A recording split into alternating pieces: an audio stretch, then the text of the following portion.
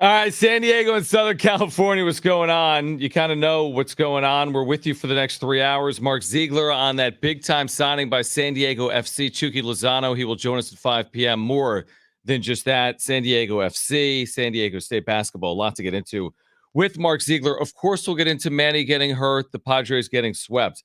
I wanted to throw a curveball out on the talkback mic. It's maybe a knuckle. It's like there's only one knuckleball pitcher in baseball. There's only one. You're Waldron today. I'm Waldron on the talkback mic. I'm the only knuckleball talkback mic at iHeart. Okay. Because we talk Padres to start every single show, and we will today as well. But here's my talkback mic, Jon and Jim talkback mic question of the day. If you're Dan Hurley, what are you doing? Stay or go? Lakers or UConn? Why or why not? That's the talkback question. We'll get your responses this hour. If you're Dan Hurley, what are you doing? Staying or going? Why or why not? Open the iHeart app, search for San Diego Sports 760, tap the red talkback mic, leave a 30-second talkback. We'll air your responses coming up at 3:45. Real quick, 60 seconds on that before we get to the Padres. Stay or go? If you're Dan Hurley, it's the best of both worlds either way. What do? You stay or go? Why and why? You stay. I wouldn't want to be put on the wagon of LeBron James, who has only a couple of years left. It's doomed to fail no matter what. You might have a little success there, but in the end, you will be getting fired. I would stay at UConn. Even if you had like a 10-year type deal, guaranteed money? Yeah. You still get fired. I agree with you. Yes. Yeah. Okay. All right. You stay. Why go to LA to be the GOAT scapegoat? Yep. Stay where you are. All right. Go for the three-peat. Plain and simple. We'll get more into that, of course, over the course of the next 3 hours. My takeaway from Anaheim is not the Open. It's Manny Machado. Just like my takeaway from Kansas City wasn't blowing a 3-1 lead, it's Luis Arraez, who left that game on Sunday and missed a day, and fortunately has been back and had a couple of hits. Manny Machado not being in the lineup, to me, Jim, is so telling. When you think about Manny Machado, he's playing on like broken bones historically. He's playing with parts of his body that need to be surgically repaired in off seasons, like last September. Manny Machado, hip flexor strain, out of the lineup here today, left yesterday's game. What path does that lead you down? Because you know he's doing everything possible in his power to play. So what does that tell you that he's not in the lineup here tonight for the Padres?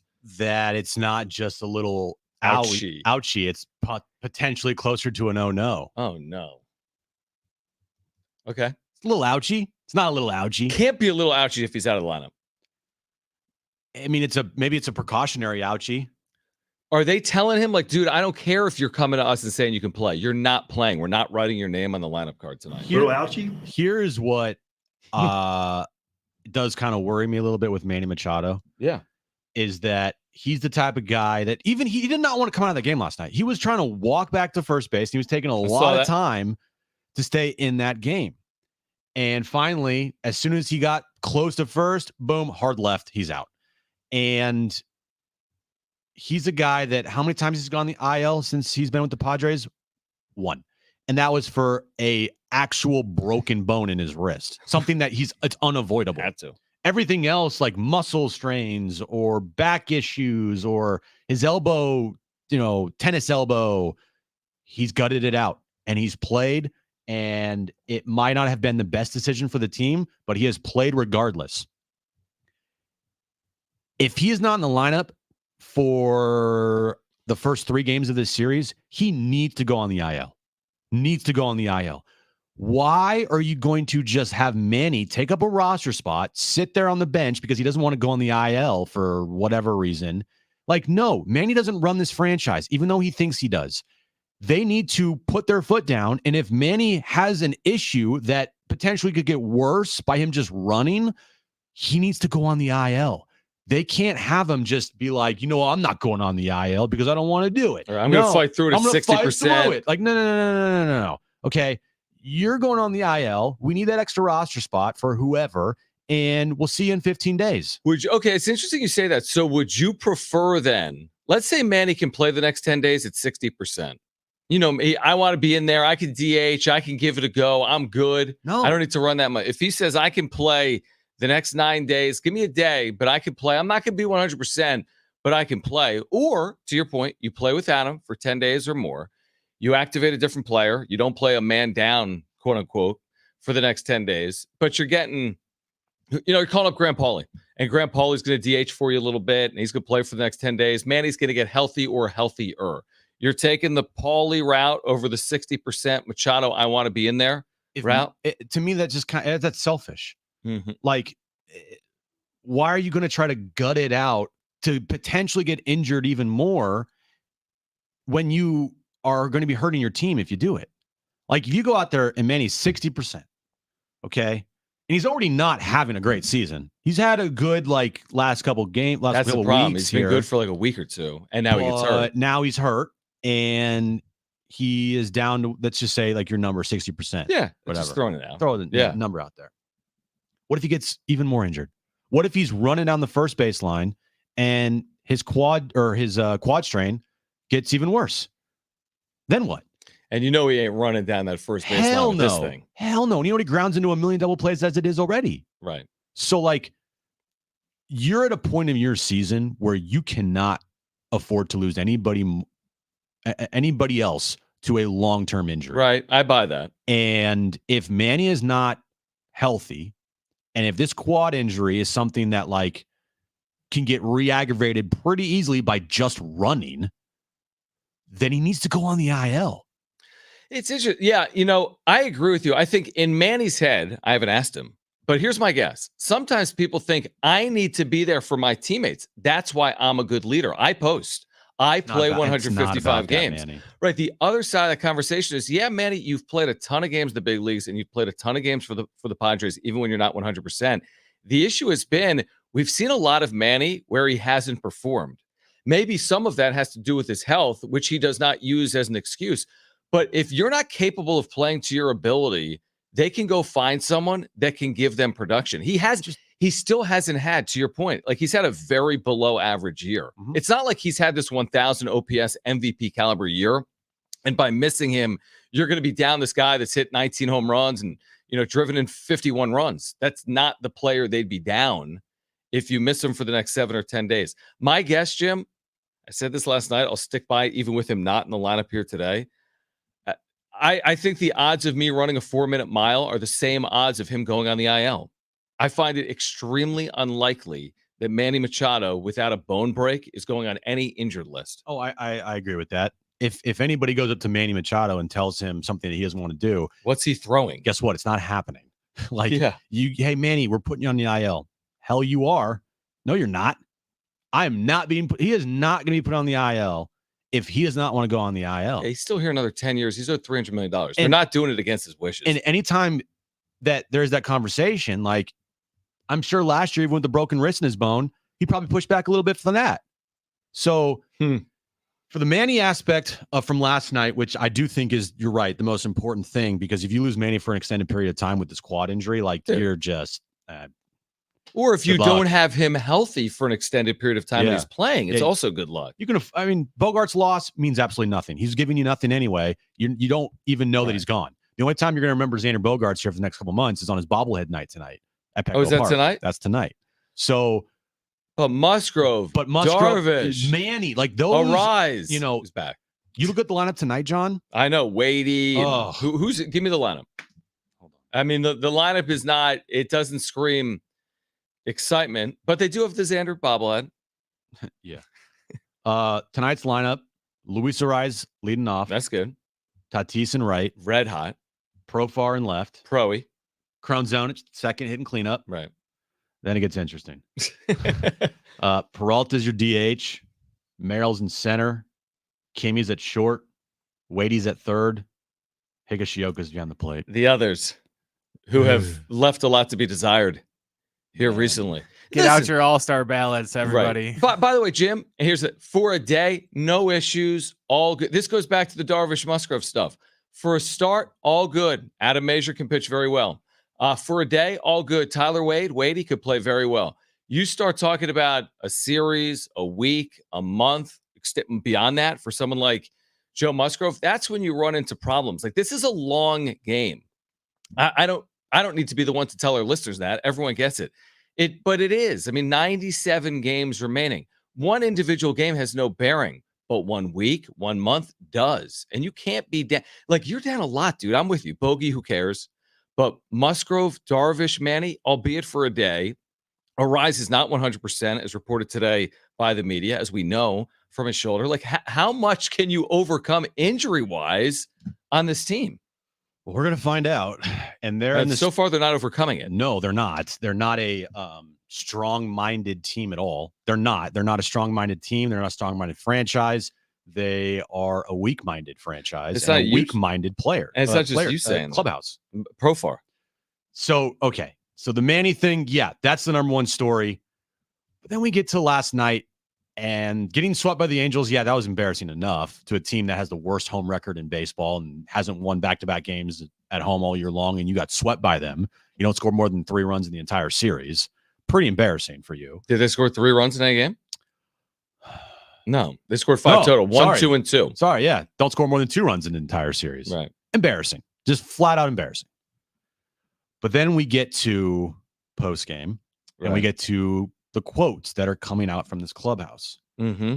It remains mind-blowing to me how the manager and his delusional message is completely different than the players in that clubhouse. I'll give you an example. Give me an example. Well, are you going to start with the manager or the player? I'm going to start with the manager. Okay. All What right? did he say last night? I'm curious to hear what you say. So from the manager, and this was more of like a pregame thing, but still, it goes to my point of this guy either has no pulse on his clubhouse or he's just faking it in front of the media to try to appease to the front office. I don't know what I it think is. It's the latter. Probably, but still just listen. So this was in Kevin's article. Players indicated in my game story that it might be a focus issue at certain points against certain teams. And Schilt at one point yesterday conceded perhaps there needed to be more, quote, consistency of edge in some games. But he quickly added, I want to clarify that by saying I have yet to feel like this team has gone through any game by just getting through it. I really don't. I don't feel like this group has done that one iota. Okay. He said he did not think there was a hangover from the Royals having walked them off with the 3 runs in the 9th inning on Sunday. Fernando Tatis Jr. But after the game, Fernando Tatis Jr. suggested the ending of the Royals series had some carryover that traveled to Anaheim. Quote, I feel like we just carried momentum from the last game in the last series, he said. But still, I feel like that's no excuse. We need to find a way to separate it and just go out there and just try to beat whoever is out there in front of us. All right, so 2 messages that are completely different. One guy is saying that there's no carryover or hangover from their walk-off loss to the Royals on Sunday. The player in the clubhouse, on the other hand, is saying that, yeah, there actually was some carryover there, and we didn't do a good job of overcoming that.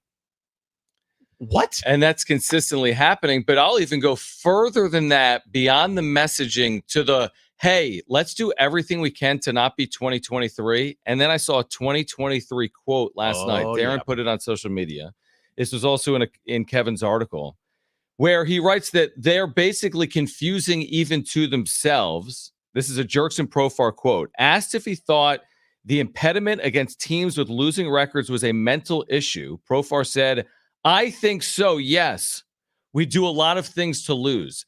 That is the ultimate 2023 quote from the San Diego Padres. And we haven't necessarily seen those type of quotes until this point. But your best player, statistically, your best, most consistent player is quoted by the beat writer of the Union Tribune saying that we do a lot of things to lose. You're publicly stating that. You're putting that out there to the media. That is damning. It's telling, and it's deja vu all over again, so to speak, from 2023. And it's the manager's job to make sure that this hangover that Tatis spoke about that happened on Sunday versus the Royals when they got walked off does not carry over to the Angels series. And I do think Mike Schilt's rose-colored glasses 24/7 does have some type of effect, because if he's walking in that clubhouse and he is truly portraying himself just like he's portraying himself to the media after games and after bad losses, how is that helping the team? How is that helping these guys when they're going through it from a manager just saying, we'll be fine, everything is fine. Like, hey, you guys are playing hard. Hey, Stephen Kolek, you had a great slider versus the Yankees last week. Hey, Toddy, you did a really good job going first to third the other day. Hey, Arise, great first at bat. But he's not. we see through it, Jim. He's being disingenuous. It's so easy to see. I know. What the messaging to the media, in turn to the fans, we read through it. Like, your point is, I mean, we're not this, but there's people that hop on air and say one thing and then off air say something else. We say the same thing. You watch the wrap-up show. This is what we say when we text each other back and forth. Right now, the 2024 Padres team sucks. Yeah, I mean, again, I say that off air and on air. Jim speaks differently than the way I speak on it, but our criticism right now on the radio is comparable to our criticism on YouTube. It's comparable to the criticism when we text back and forth and communicate before the show. It's authentic and it's real. What I'm saying, and you agree, and most Padres fans feel this way, is that Mike Shilton, here's my knock on him. It's not his managerial style. It's not his abilities. It's not the way he's led this club in game. My knock on him is it feels really disingenuous. And that, to me, is a bit unfair to this very loyal fan base. It's one thing to paint with a little bit of a rose color, but to always be in that, like, paint with that brush, you're under 500. You can't only paint with that brush when things are going poorly. And I think fans see through it. I do think it's disingenuous. I hope he changes his tune, but I don't suspect he will. And one thing that is worrisome is a guy that is delusional and telling us something that is just not there. Like, we're watching a completely different game than Mike Schilt is. Right. Who's holding these guys accountable? Who is holding these guys accountable inside that clubhouse for getting swept by the Angels, for being under 500? Like, is there any accountability there from the manager to these players? Or is it just like, it's okay, guys, here's your orange slices, we'll get him next time? Well, he's like the fiery guy in theory. I mean, we've seen some stuff from St. Louis. Like, I don't think he's someone with no backbone. I do think he's a quote unquote players manager, certainly with the media and the public, but I don't think he's someone that is just going to, like, quote unquote, take it from the clubhouse. Like, I think he's two different managers. The one he's trying to be behind closed doors and the one he's portraying to the media. That's my guess. I'd be shocked if he's the same manager privately as he is publicly with the media. Well, again, from whatever message Schulte wants to throw out there, it's still on these players to get these things done. Yeah, exactly. And these players are not performing right now. And I don't care what Mike Schilt tells you. They have piss poor at bats after piss poor at bats. They make horrible base running decisions way too often. The bullpen, besides two guys in the bullpen in Estrada and Suarez, are all over the place all the time. They can't hit lefties if their life depended on it. And they are a crappy home team. We're going to see if that thing turns around starting this weekend. But I mean, where's the accountability being had for this team inside that clubhouse, from the players to the coaching staff to the manager? Where's it coming from? Here's the problem. Your true leaders, you could argue the merits on field of Xander Bogaerts. Your true leaders, Xander, two-time champion, IL. Joe Musgrove, all the positive traits you could possibly want out of a baseball player, on the IL. Yu Darvish, 37-year-old veteran, winner, on the IL.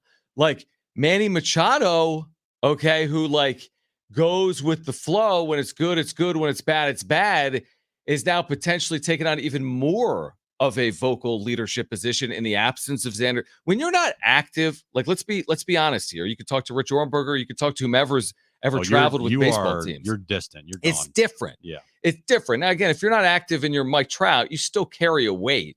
But, like, you're not active. It's not the same thing. You're not in the quote-unquote trenches when you're not active. So, yeah, who is filling a leadership void with players on the IL and the team performing poorly? Because they're an average team right now. They're an average franchise. I think they do truly believe they are a winning franchise and they're a winning organization, but they're not. They're really not.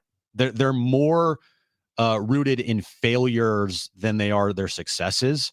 2022 at this point in time feels like an outlier more than the norm, because of the last 5 seasons. If you take 2020, that fake, COVID year out, they are a loser franchise, a franchise that collapses, a franchise that is always around 500.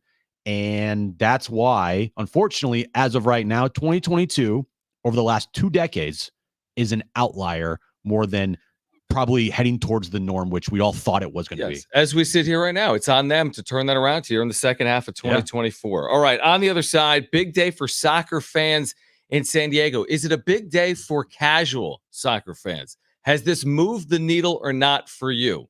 877-767-4760. You can text us 70470. Start it with team. Also, our talkback question of the day. We'll play your responses coming up later this hour.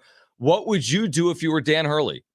Stay or go? Open the iHeart app. Search for San Diego Sports 760. Tap the talkback mic. Leave a 30-second talkback. We'll play your responses later this hour. It's Jon and Jim.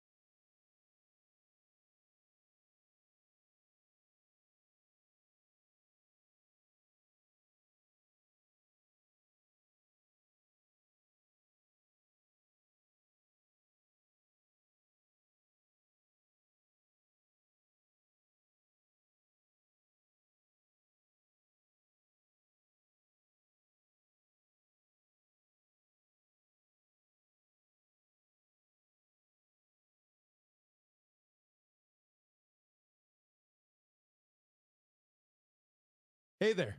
Do you like picks? What about prizes? Well, Prize Picks is for you. And check this out. If you download the free app right now, and if you sign up with promo code DOGS, you can have your first deposit doubled up to $100 playing with America's #1 fantasy sports app with more than 5 million members. Big Rich, Prize Picks, you can turn $10 into $1,000 in a single game watching your favorite sports this summer. You can make a Prize Picks lineup in as little as 60 seconds. You just need to pick more or less on 2 to 6 player stat projections, and you're locked in. You're not playing against sharks or other players. It's just you against the number. Yeah, Fletch turned me on to the Prize Picks app for the first time, and I made my first $100 deposit and received an instant $100 bonus. Go ahead and download the Prize Pick app, and you're going to sign up with promo code DOGS. That's DOGS for a first deposit match up to $100. That's promo code DOGS on Prize Picks for a deposit match up to $100. Prize Picks. Pick more. Pick less. It's that easy.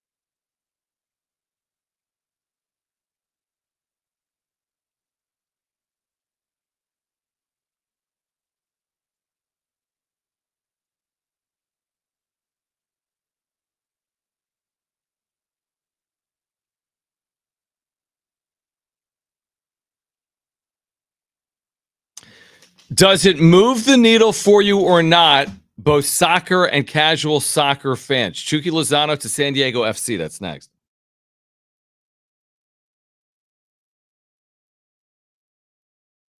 We're seeing slow traffic on the northbound 15 from Ted Williams Parkway all the way up into Escondido. We've got a crash also on the eastbound 78 at Center City Parkway. And then a little farther up the 15, a crash northbound 15 at the Rainbow Valley Truck Scales is partially blocking the fast lane. I'm Jaron Edwards with a look at San Diego traffic.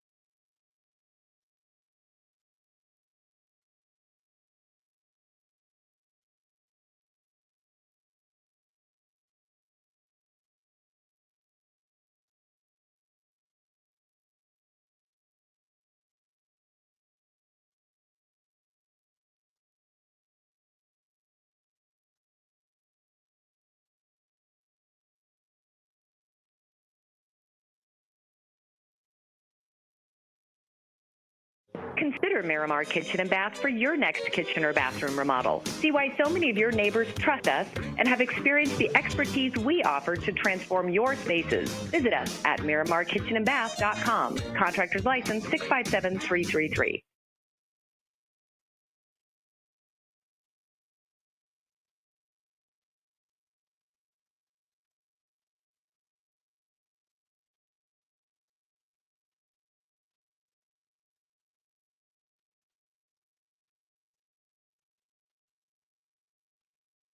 All right, this update's brought to you by the Jim Petrell real estate team. Padres, they have now lost 4 games in a row and fall back to under 500 as they got swept by the lowly Angels last night.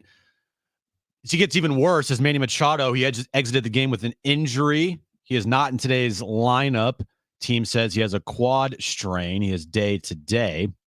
Moving over to San Diego FC, they announced this morning the signing of Chucky Lozano. And the NBA Finals get started tonight in Boston, Game 1, Mavs and Celtics. Would you like to know what your home would sell for today? Get a simple text message with your home's value by texting 855-600-6000. You'll get no phone call, just a text. Jim Petrell has the buyer. Simply text your address to 855-600-6000.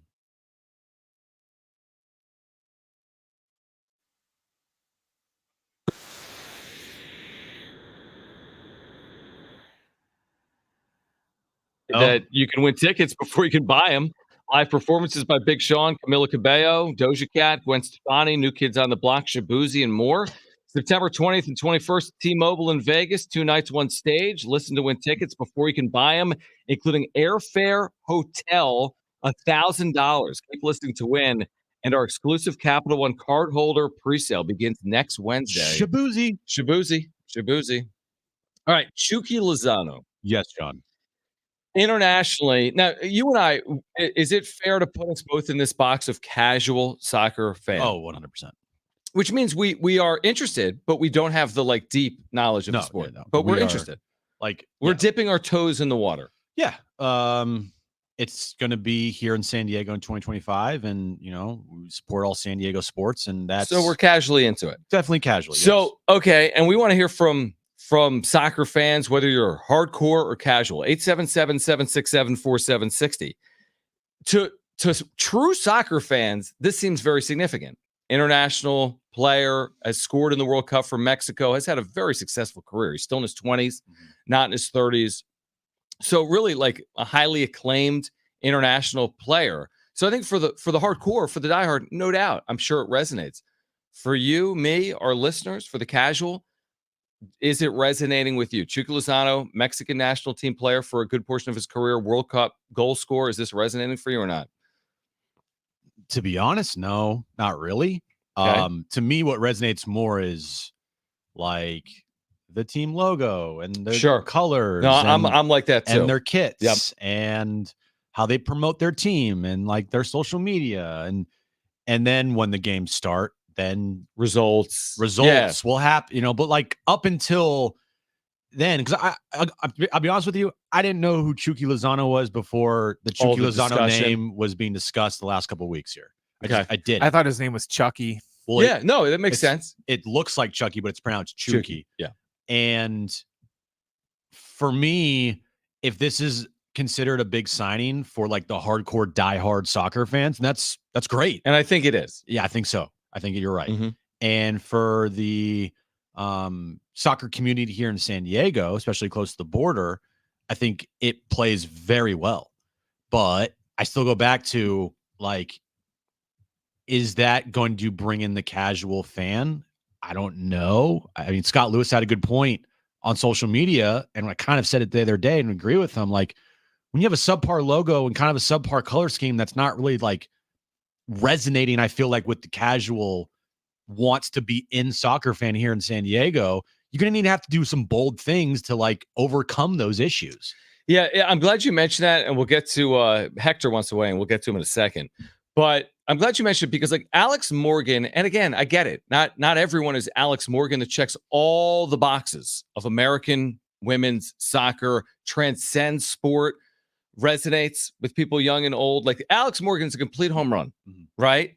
And Chucky Lozano, I think, is a home run for some, but is it a home run for all? Where I think Alex Morgan's just checking all the box. Every box. Across women's soccer. Yeah. And I don't know if you could do that in men's. Yeah, Messi. Okay, I get it. This guy's unbelievable. There's only one of them.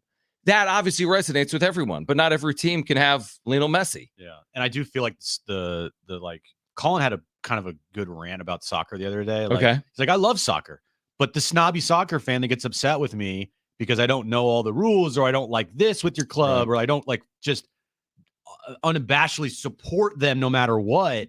Like, I'm sorry, then it just turns me off. I'm not saying that that's me. I'm just saying that because I don't really particularly like their logo and I don't like their color scheme, I do feel like people will be like, you don't support this soccer team. I hate you. It's like, no, I do. I'm on board. I just wish it was better. Yeah, I'm on board, but I'm with you. I wish there was a little bit more creativity in the mark. I do love marks. You know, I'm always wearing hats. I'm always wearing t-shirts. I want to be supportive. I will be supportive, but I do think they need to make some inroads beyond signing highly touted soccer players for the non-diehard. Right. You need to bring people in a variety of ways. The players, of course, that matters, but there's so much more to it. Almost like the minor league baseball aspect of promotion and marketing, or even like Major League Baseball. Yeah, the Padres draw, but not only because of their players. People like to go for Xander Bogaerts bobblehead nights or fireworks. There's a lot of reasons people go to see the San Diego Padres. Like, I think San Diego FC is doing a lot of things right. I agree. I just think that their first step was a complete miss. And you're talking about logo, color, marks, design. That's just me. Now, maybe it will grow on me. Like, I kind of looked at it and I was like, okay, yeah. And then the more I look at it, I'm like, no, that's not it for me. And it just doesn't stand out to me as much as maybe to other people. And that's just my personal opinion. Doesn't mean I'm not going to support them or ever go to a game because I think their logo's kind of mid. No, I think that it could have been much better. I think that some of their things on social media, I'm like, I don't really understand it, but that's what that's like what they're doing. Like, they have a plan that's catered in a certain way, and maybe it's not catered to me. Maybe it's catered to other fans that they're going for instead of just the casual like me. I don't know. All right, 877-767-4760. Hector is a loyal viewer of the wrap-up show and a listener. He's also a soccer writer for SD News and El Latino, and he's with us right now on Jon and Jim. Hector, your 2 cents. Thanks for hopping on Jon and Jim. Yeah, thanks for taking my call, guys. Let me give some context to Jim and the other casual soccer fans. This would be borderline if Christian Pulisic signed with a Liga MX team. This is how big it is. Chucky's been a champion in every league that he's been to in Liga MX. He's been a champion in Italy. He's been a champion in Holland most recently. And the guy came back from a huge injury in 2021. People were questioning whether he was going to come back or not. It was a head injury in the Gold Cup. But yeah, dude, I mean, everybody remembers the guy from the goal he scored against Germany. And then pretty much there was an earthquake that he caused in Mexico City. And the guy is really well known everywhere. So I just want to let everybody, I'm sure Zegler is going to get into it more when you guys talk to him at 5 o'clock, but the guy's a big deal, not just because of the Liga MX connection, but also because he's still 28 years old and he's been signed here through 2028, so basically 4 years. So he's got a lot left in his bucket, and I think the guy's going to make a huge impact right off the bat. Real quick, Hector, before you run. So then here's my question. So is it more of a play for the Mexican soccer fan? Because if you're saying, well, it's the comp is Pulisic, this American star in Mexico, and now you have this Mexican star in America. Does that mean the play is more for the Mexican soccer fan than the U.S. soccer fan? I think it's a little bit of both, dude, because there's such a connection now with Liga MX and MLS. There's like the tournaments that they play, the exhibition games, and I think San Diego FC already signed up to play Cholos for 5 straight years. So I think it's a cross-border thing. This guy's so well known internationally, not just with the Mexican national team, but also what he's done with the other leagues that he's played for, that he's won championships. I think it's the best thing they could have done because there were rumors of Memo Ochoa coming and Hugo Sanchez being the head coach. But if you really want to get the fans involved here in the border region, I think Chuck Lozano was the way to go. Thank you, Hector. Thanks, man. Appreciate it, man. Yeah, like we said. By the way, he's not joining us at 5 p.m. No, he's not. Mark Zegler is. Yes, but that's awesome. That to the diehards, this is like, whoa. But we were talking about this. See, again, they have the diehards. Yeah, they have. You're gonna have them, no matter they what. Don't automatically have, but they can absolutely win us over. Mm-hmm. People like you and I that have dabbled with soccer, interests. Yeah. Whether it's World Cup or MLS or other leagues, and then people that aren't into soccer. What can you do to resonate with people that aren't into soccer? And there are things. And by the way, they're 6, 7, 8 months after the first match. It's not over. By the way, this is going to be perceived as a very significant move, marketing-wise and player-wise and beyond. Now, if he goes out there and he just lights it on fire and is super exciting, scores a bunch of goals, that'll be great. They win, then the casual fan be like, that's kind of fun over there. I want to be part of that. And then that's when you get the casual fan. But I think from the rip, I don't know if they got him, the casual fan, at least. Diehards, they're going to have, and it's great. It is a great signing for the diehards. It is a great thing to be like, oh my God. I'm sure the text chains were blowing up this morning with diehard soccer fans absolutely. of San Diego FC and here in San Diego.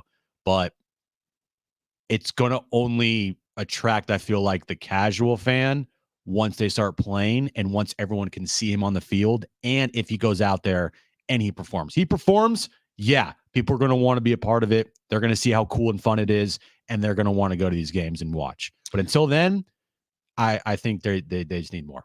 What should Dan Hurley do? If you were Dan Hurley, what are you doing? Staying or going? Open the iHeartRadio app, search for San Diego Sports 760, tap that red talkback mic, leave a 30-second talkback. We'll play your responses on the other side. Plus, Mark Zegler on this signing and more will join us at 5 p.m. It's Jon and Jim.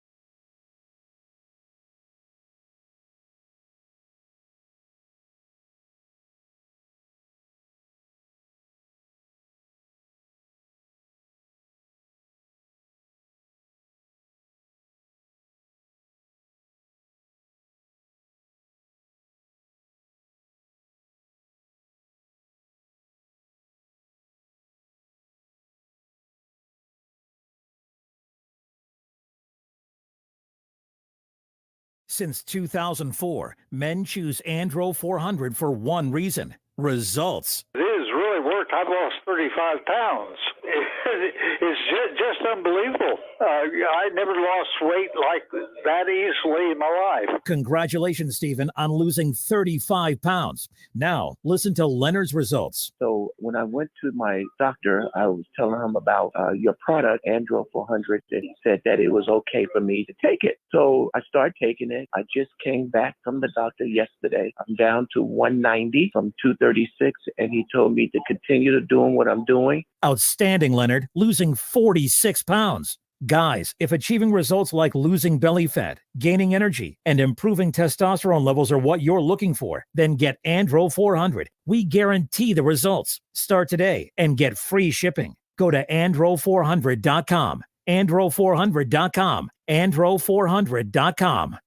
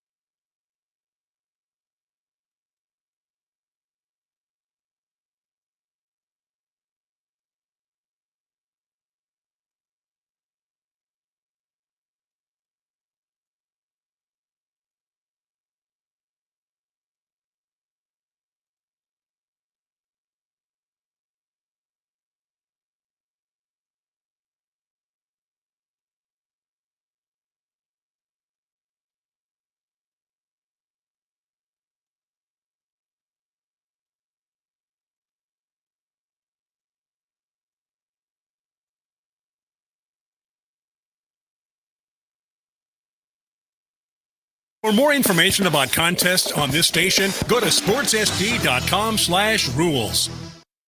All right, what should Dan Hurley do? Stay or go? We'll take your responses to that. You can open the iHeart app, search for San Diego Sports 760, tap the talkback mic, leave a 30-second talkback. We'll air your responses next.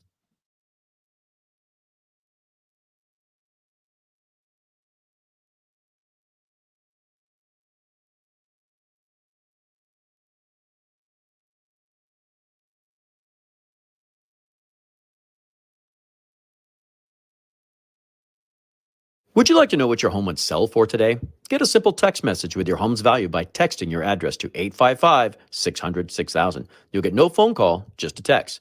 Jim Buttrell has the buyers. Simply text your address to 855-600-6000.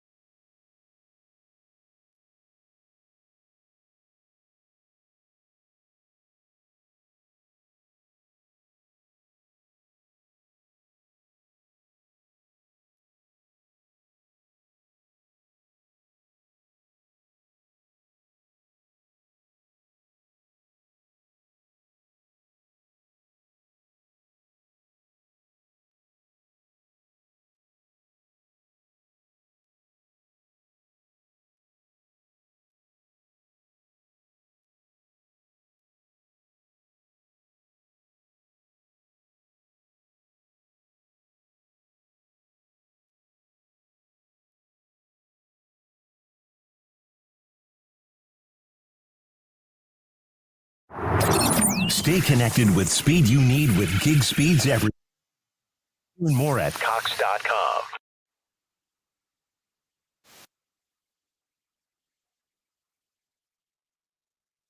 On Dan Hurley. Mark Zegler joins us at 5 p.m., by the way. Hear me out. It's a very specific angle. If you're an Aztec fan that's also a Lakers fan, that's a lot of overlap, right? Like, how many Aztec basketball fans also root for the Lakers? I'm sure tens of thousands, right? Because there's no NBA team in San Diego. So let's say you're an Aztec fan that's a Lakers fan. What are you rooting for? You don't like Dan Hurley because you've lost to him back-to-back years. You don't like him unless he's yours.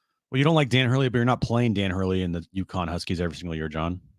Even though they played him back-to-back years in the and it's ended your tournament. Season. I know. Okay, and it's like there's something about him that it doesn't affect you. It doesn't affect you? Because I'm saying if he stays... Yeah, you just don't like him. But do you not like him if he goes to the Lakers? Do you want him as your head coach? Okay, so what are you asking again? If you're an Aztec fan and a Laker fan, okay, you want Dan Hurley in LA or you want him staying with UConn? Probably in LA, just because you're a Laker fan. I don't know. That's why I'm asking. I just think Dan Hurley's wouldn't work in the NBA. He even said it like a couple months ago. He was on PFT, and he mentioned he's like, I don't know if the NBA is ready for me yet because the way I coach, like I'd still have a lot of work to do. Yes, on himself, probably himself. The style in which he coaches, he would have to change. Can you imagine if he loses a gasket if LeBron doesn't like hustle back on defense? But isn't it almost like he has said before he wants to coach at some point in the NBA? Okay, well then go somewhere that he's not instantly like under the microscope, and if they don't win right away, he's gonna like potentially be in the hot seat. So would you rather, if you're Dan Hurley, coach the Hawks or the Magic than than have this like highly sought after job. It's the LA Lakers, man. It's like as good of a gig, whether it might not be good. You're right. You could get fired, but it's the LA Lakers. It's not the Atlanta Hawks. It just would be crazy to me if the Lakers offer him like the $100 million. most money of any coach in the NBA when he's never coached an NBA game his entire life. Yeah, well, it'd just be funny because he'd be the highest paid head coach in the NBA to pretty much be an assistant coach. Because LeBron is going to be the head coach of that team and calling all the shots. But I don't feel like they're hiring him for like a year. Like I feel like if you hire Dan Hurley, you're giving him a 10-year deal. Whoever's the head coach of the Lakers won't last long. They just won't, because the second LeBron leaves, that team is rebuilding. And why do you want to be there? LeBron's not staying for another 10 years. Okay, I'll push back on that. Dan Hurley, when he took the UConn job, UConn was in the American Conference. I think his first year they were under 500. His first tournament win was year 5 when they won the national championship. As in, he took on a bit of a rebuild at UConn. He did, but you can throw your weight around in college basketball when you're a premier program with recruiting and NIL now. Yeah. You can't really throw your weight around in the NBA if you're the coach of the Lakers. So are you saying that his coaching alone is his coaching alone valuable? As in, can he coach his way to success? Forget about this 40-year-old LeBron team. 2 years from now, can he coach a team to a level of success, or is it all built on whoever's on the roster? We don't even know if Dan Hurley would be Dan Hurley's a really good college coach. I think he's a really good X's and O's coach. And besides that, I don't know about Dan Hurley in the NBA. The other thing is that, and this is one of the big problems that happens with coaches that try to transition from college to the pros. College kids are more prone to listen and they're willing to be coached. A lot of these NBA players, they got their contract and everything else. They're not going to want to sit there and listen to Dan Hurley tell them that they need to box out better or, to have better fundamentals. They're not going to listen to any of that. So everyone's saying stay then. You're saying that the play is stay. Probably if you're going to be a Dan Hurley hater, you want him to go. Yeah. But if I'm Dan Hurley, I stay. I stay too, but money does talk. And if they throw him a boatload of money, it's going to be hard to say no, I feel like, especially with the Lakers. Yeah, exactly. They come after you. It would be hard to say no. I'd just be like, hey, UConn, this is what LA's offering. Just get in the ballpark and I'll stay. I guess my question would be, again, this is very niche, but like if Dan Hurley had left for the NBA before he won a national championship at UConn, let's say he was the head coach of the Chicago Bulls, does UConn even win? Like, was he the difference between them winning or not winning a national championship? I would argue yes. I would argue that UConn was only they blew everybody out this year. And just the way he's recruited, his X's and O's, UConn. I guess my answer to that would be then why don't the Lakers hire Kevin Ollie to be their head coach? Because he won a national championship at UConn too. No, that's a fair. I think there's probably a difference for most to what Hurley has done back-to-back years. Yeah, I know. I'm just saying it's not like UConn went through like this 30-year drought where they did nothing, and then he went there and they came in. Minus the year they won the national championship with Kevin Ollie. I do think though, if Dan Hurley does decline the Lakers head coaching job, that tells you all you need to know about the state of the head coaching job for the Lakers.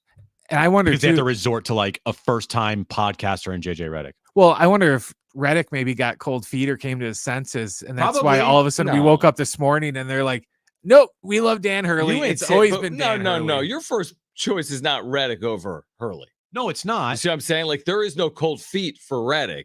You're going to Hurley first. But I'm saying if they have to, hear Hurley decline and then have to go back to JJ Redick. That tells you what you need to know. Well, let me ask you this real quick before we get to the talkback. What if Hurley leaves? Does that tell you all you need to know about the state of being a head coach in Division I? Yes. So you're saying it both ways. You see, if he stays, it speaks to the Lakers position. If he goes, it speaks to the state of coaching right now in this era. Yep. All right. This is the talkback, Mike, on our Dan Hurley question.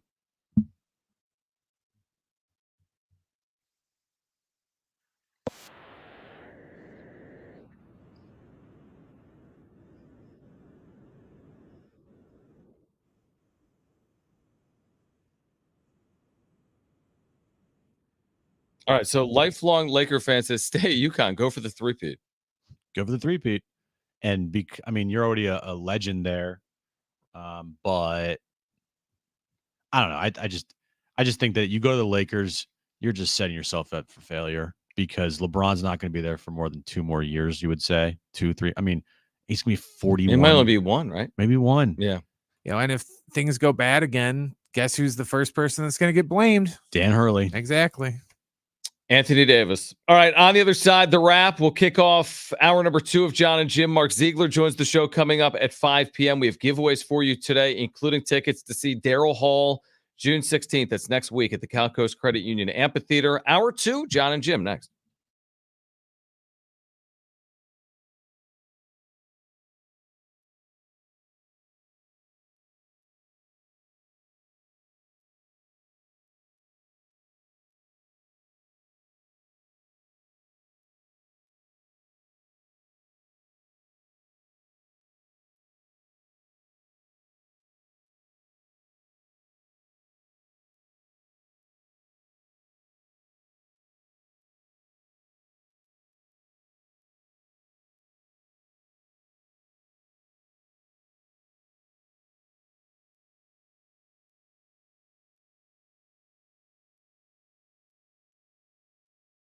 Hey, it's Rich. Dr. Colby at Ocean View Dental has changed the way I look at dentists. I no longer set dentist appointments. I have visits with my dentist.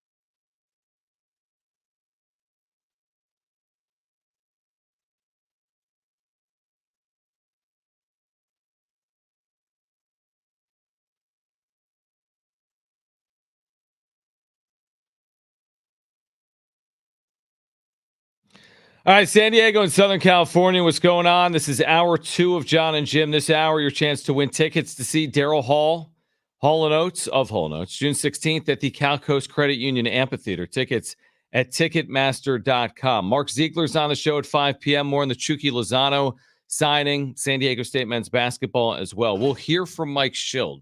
Oh, great. After the wrap on the status of Manny Machado moving forward. Oh, I am sure he will be completely transparent with everybody about Manny Machado. And everybody will absolutely know the status of Manny's quad. Hip flexor. Whatever it is. So Mike Schild, pregame scrum. We're going to hear from him coming up. Should we do it after the wrap, Brent, you think? What do you want? Jim, it's choose Jim's own adventure. Okay, let's do it after the wrap. We'll do that after the wrap. Okay, so let's get to then the wrap, shall we?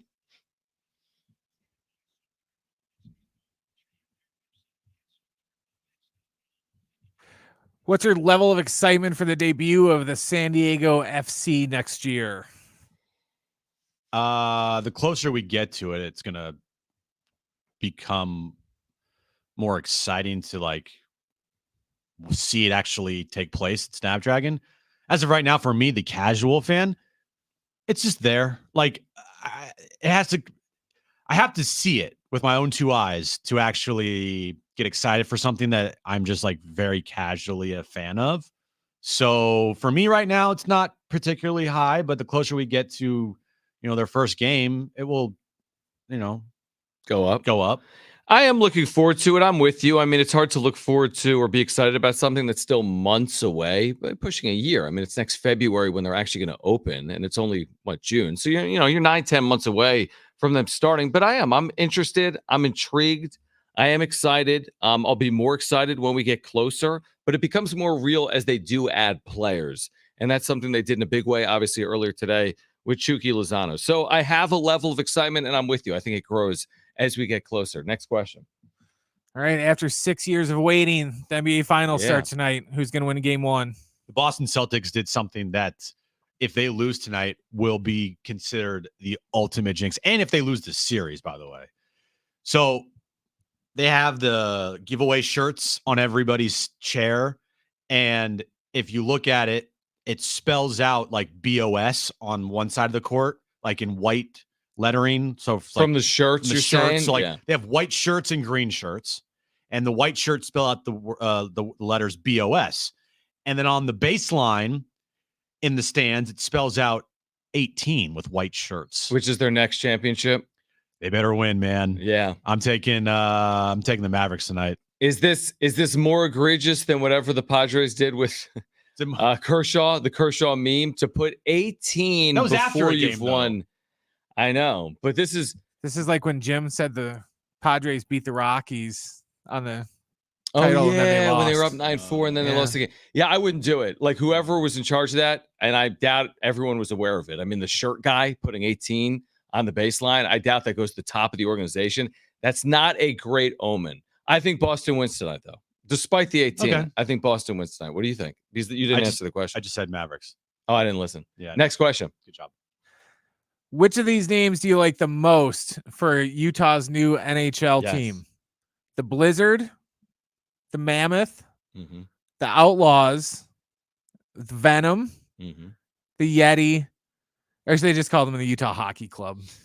Those are the 6 options. Those are the actual 6 options? Those are the 6 options. One of those is what they'll be. See, I love Venom because they could do so much with that. But I also like Yeti. Yeti kind of makes sense. Venom would just be like a cool name. Explain Yeti to me. That's the winter Bigfoot, John. Oh, I didn't know that. Yeah. I thought it was like the brand. No. Well, it is. It's a cooler too. Okay. And stuff. But yeah, a Yeti is like, it's the Abominable Snowman, John. So I'm thinking of like cool logos, and I think Yeti's cool. I think you could do a pretty cool Yeti logo. Also, a pretty cool Venom logo if they kind of played off of like the Spider-Man Venom. Yeah, but then they'd have to get rights from DC to do that. So I'm going with the Yeti. Hear me out. Maybe Blizzard, because Utah, it snows a lot. Hear me out. Blizzard, death, raw. Hear me out for the 5th time. Sponsored by Dairy Queen. Jesus. So you know what? I'm just kidding. I'm kidding. You guys need to do a better job of listening. After I just didn't listen You to didn't listen to me. But Jesus, isn't this the point of the segment? I don't like names that don't end in S for sports teams, by and large. It's not as like you can't wrap your arms around. I also don't like things that aren't tangible. Like Venom isn't tangible. I like things that are named after like animals. Like Let's Go Cats. It's very tangible. It's relatable to children. Let's Go Venom to me. Let's Go Blizzard. I like the S. So because of that, they only have one S possible name. I'm going Outlaws. I think you could do a cool logo with Outlaws. I think you could do a cool logo with that. So I'd go with Outlaws. Next question. Should Manny go on the IL? If he's not in the lineup tomorrow, then yeah, probably. Because then you're just putting it off and you're wasting a roster spot by him just sitting on the bench to appease to Manny. Like if he's not in the lineup tomorrow night, then I think you have to really have that discussion about him going on the IL. Because then if he's not in the lineup the next night, then it's like IL 100%. Well, they have to make a decision on the IL within probably 48 hours to backdate it to the day he got hurt. So we'll have an answer one way or the other between now and let's say, Thursday. So probably by Friday at the latest on Saturday. It's a good segue to hear from Mike Schild. I don't know because I don't know the extent of his injury. I'd say go on the IL if he should and don't if it is day-to-day like Arise. Like Arise, it sounds like maybe avoiding the IL makes sense. He had 2 hits yesterday, although he's still sore. So what is the extent of this injury? Who actually knows the extent of the injury? And if it's not serious, okay, don't go on. But if it is serious and everyone else is going on, he should go on. So here was Mike Schild just moments ago at Petco Park talking to the media. So we'll see what that looks like as well. What's the update on Manny after coming out of the game yesterday? I haven't heard anything today. After the game yesterday, again, more mild, nothing that I feel like is going to be overly lingering.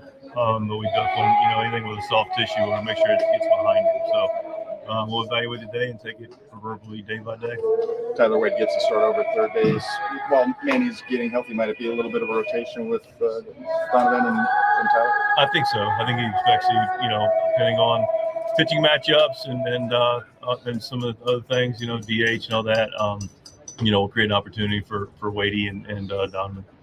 We talked about the opportunity for Adam Major, but also Randy Vasquez is getting opportunities right now as well. How important might it be for him to get consistent work coming off a nice outing in his last effort? Yeah, no, it's really important. Last 2 times, he went back down after the Braves game and threw 6 innings, 3 runs, and was really good the last time out over in Kansas City and gets the ball again in regular rest. So good opportunity for him to go out today and control counts and throw quality strikes.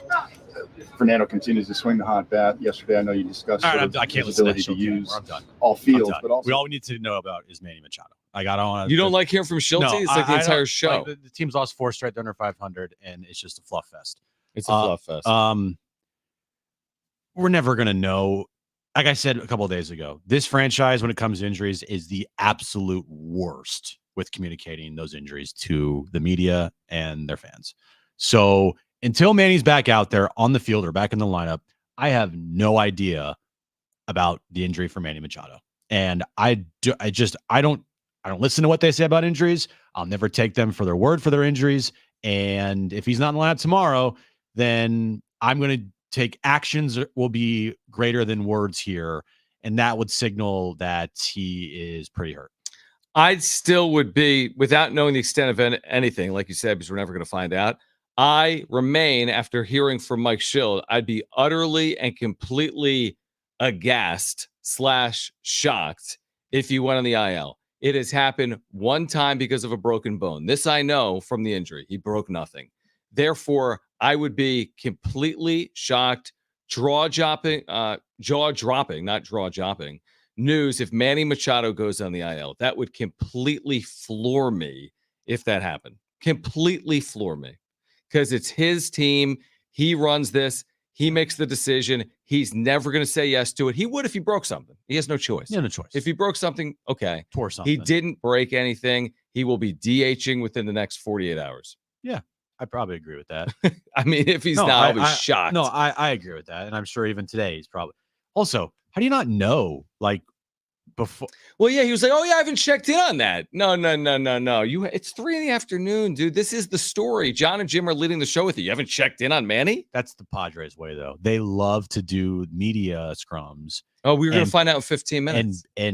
And play the ignorant card of like, I don't know. I haven't even talked to him yet. I'm going to talk to him after this. We have something scheduled for after this. Actually, after the game. After I talk to the media after the game, I'm going to talk to him. After the game. So you'll find out probably tomorrow. Right.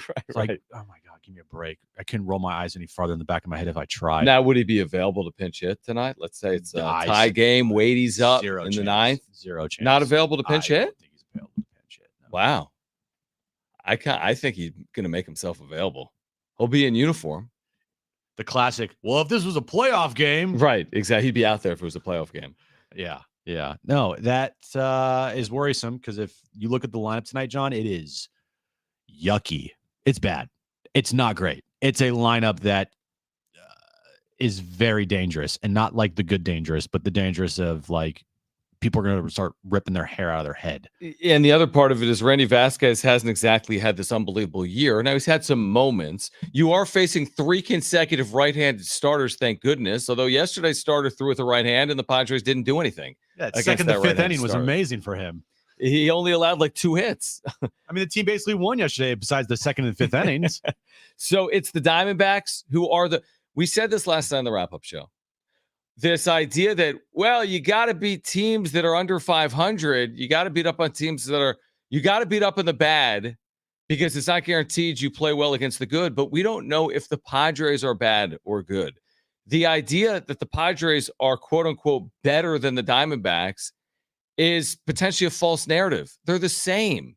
So what? So the Diamondbacks are a game behind the Padres. Therefore, the Padres should, quote unquote, beat up on the Diamondbacks. There's like a game that separates them in the standings. So the Padres are that discernibly better without Bogarts, Musgrove, Darvish than a team that's 1 game behind them in the standings. They're in a dangerous spot in their season right now with the amount of injuries that they have.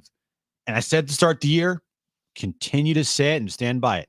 Injuries for me play zero role in the excuses for why this team either is in the postseason or loses or whatever. I am not using injuries as an excuse. Zero. So, hypothetical. Manny goes on. Yeah. Okay. But not obviously not season, but he goes on. He misses 2 weeks. Yeah. Bogarts misses the year. Possible. Yeah. They've said 3 months. Musgrove misses the year. Possible. We don't know if he returns. Darvish returns at some point in the second half. Now, that's a lot of injuries from a lot of money, from a lot of star power and quote-unquote leadership. That doesn't cross the bar? No, none. I'm sorry. If you are going to sit here and say, man, any team in baseball, if had this many injuries, would be also going through struggles. Right. I don't care about the other teams in baseball. I care about what the Padres are doing. And the injuries for me, while definitely unfortunate and play a role, are not going to be used as the end-all be-all excuse for if they lose games or if they don't make the postseason, even though that's a long time from now, or if this, if that, if this. It's just not going to be. This team has no equity, none. They have no goodwill. They have no, anything to hold their hats on here. Like, hey, we won 110 games last year and we got decimated by injuries this year. Like, I get it. No, that's not going to happen. Do you think that we would hear maybe in the second half of the year, let's say things don't really get better. They're hanging around because it's the National League. They're going to hang around. Yeah. They could be in playoff position. The truth is, 2 things can be true. They're really struggling and they got a lot of injuries. And if the season did end and it's not, they're actually in. Oh, Schulte loved to say that. And he said, I saw it. He said that if the season ended, and he said it was black and white, either make it or you don't make it, which I kind of agree with. We talked about it yesterday. But I wonder if you hear from Preller, let's say Marty catches up with him on field August 15th. They're a game under, and they're a game out. Would he bring up the extent of their injuries in that August 15th back and forth with Marty? Probably. The team, I mean, they would. Everybody I would. If I was the GM, I would. Look, every employee would. Every team shill would. Every rose-colored glass fan would.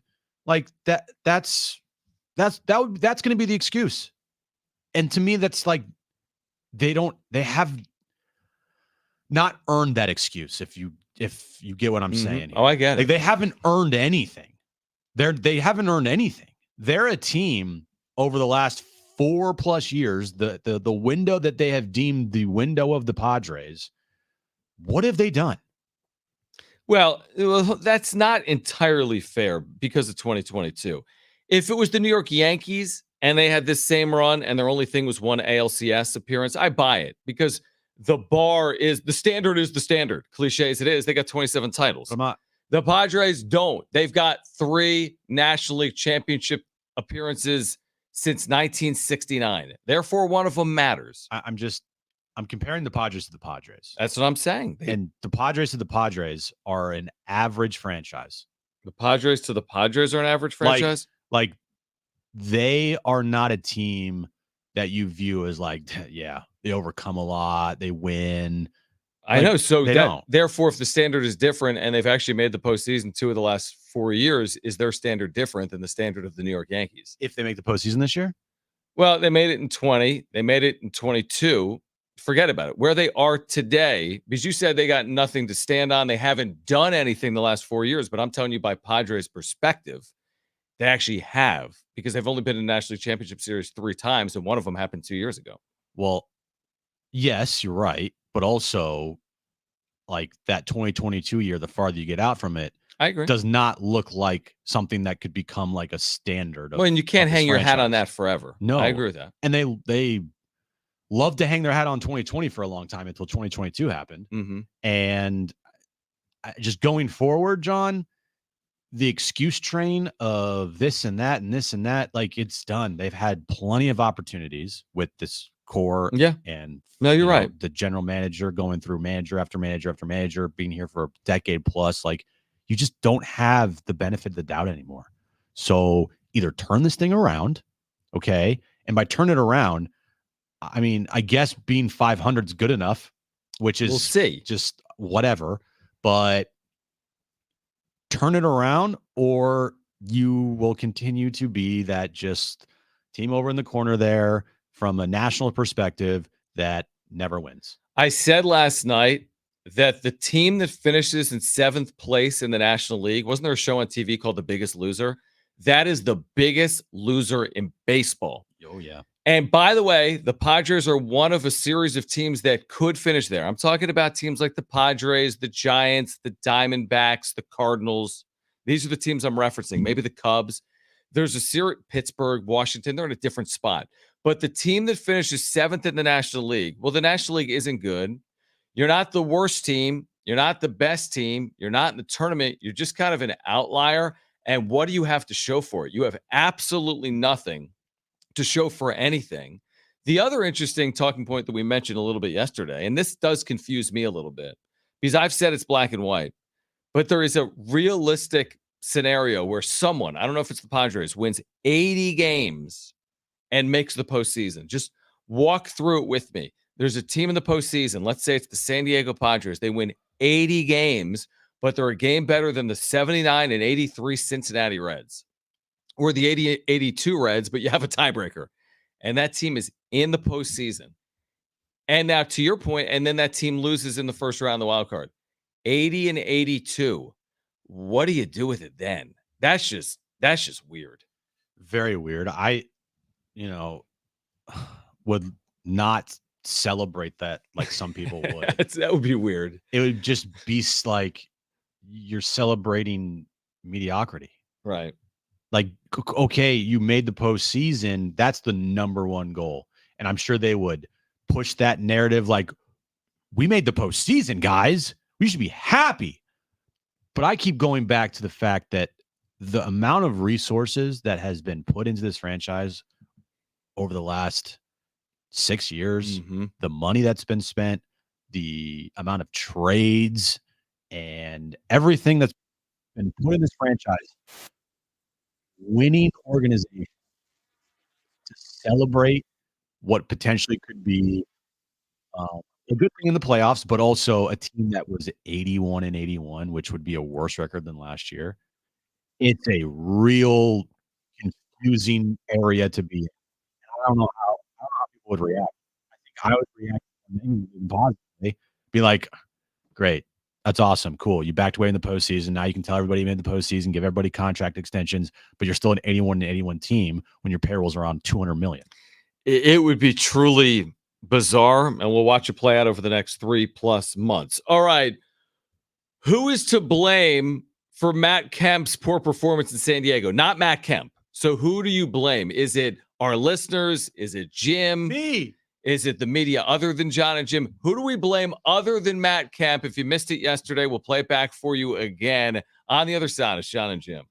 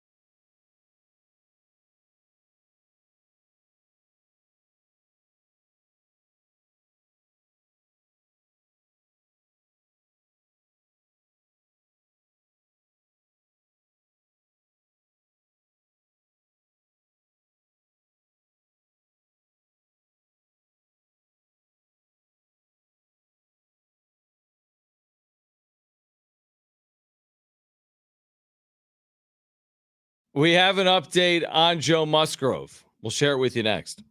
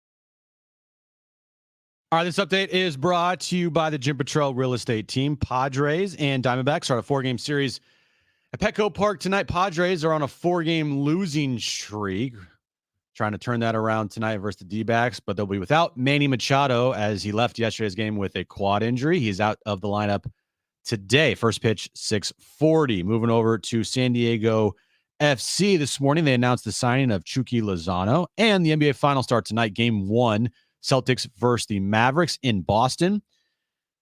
We have what time's the tip-off time there? 5:30 tip-off time in Boston. Would you like to know what your home would sell for today? Get a simple text message with your home's value by texting your address to 855-600-6000. You'll get no phone call, just a text. Jim Petrell has the buyers. Simply text your address to 855-600-6000.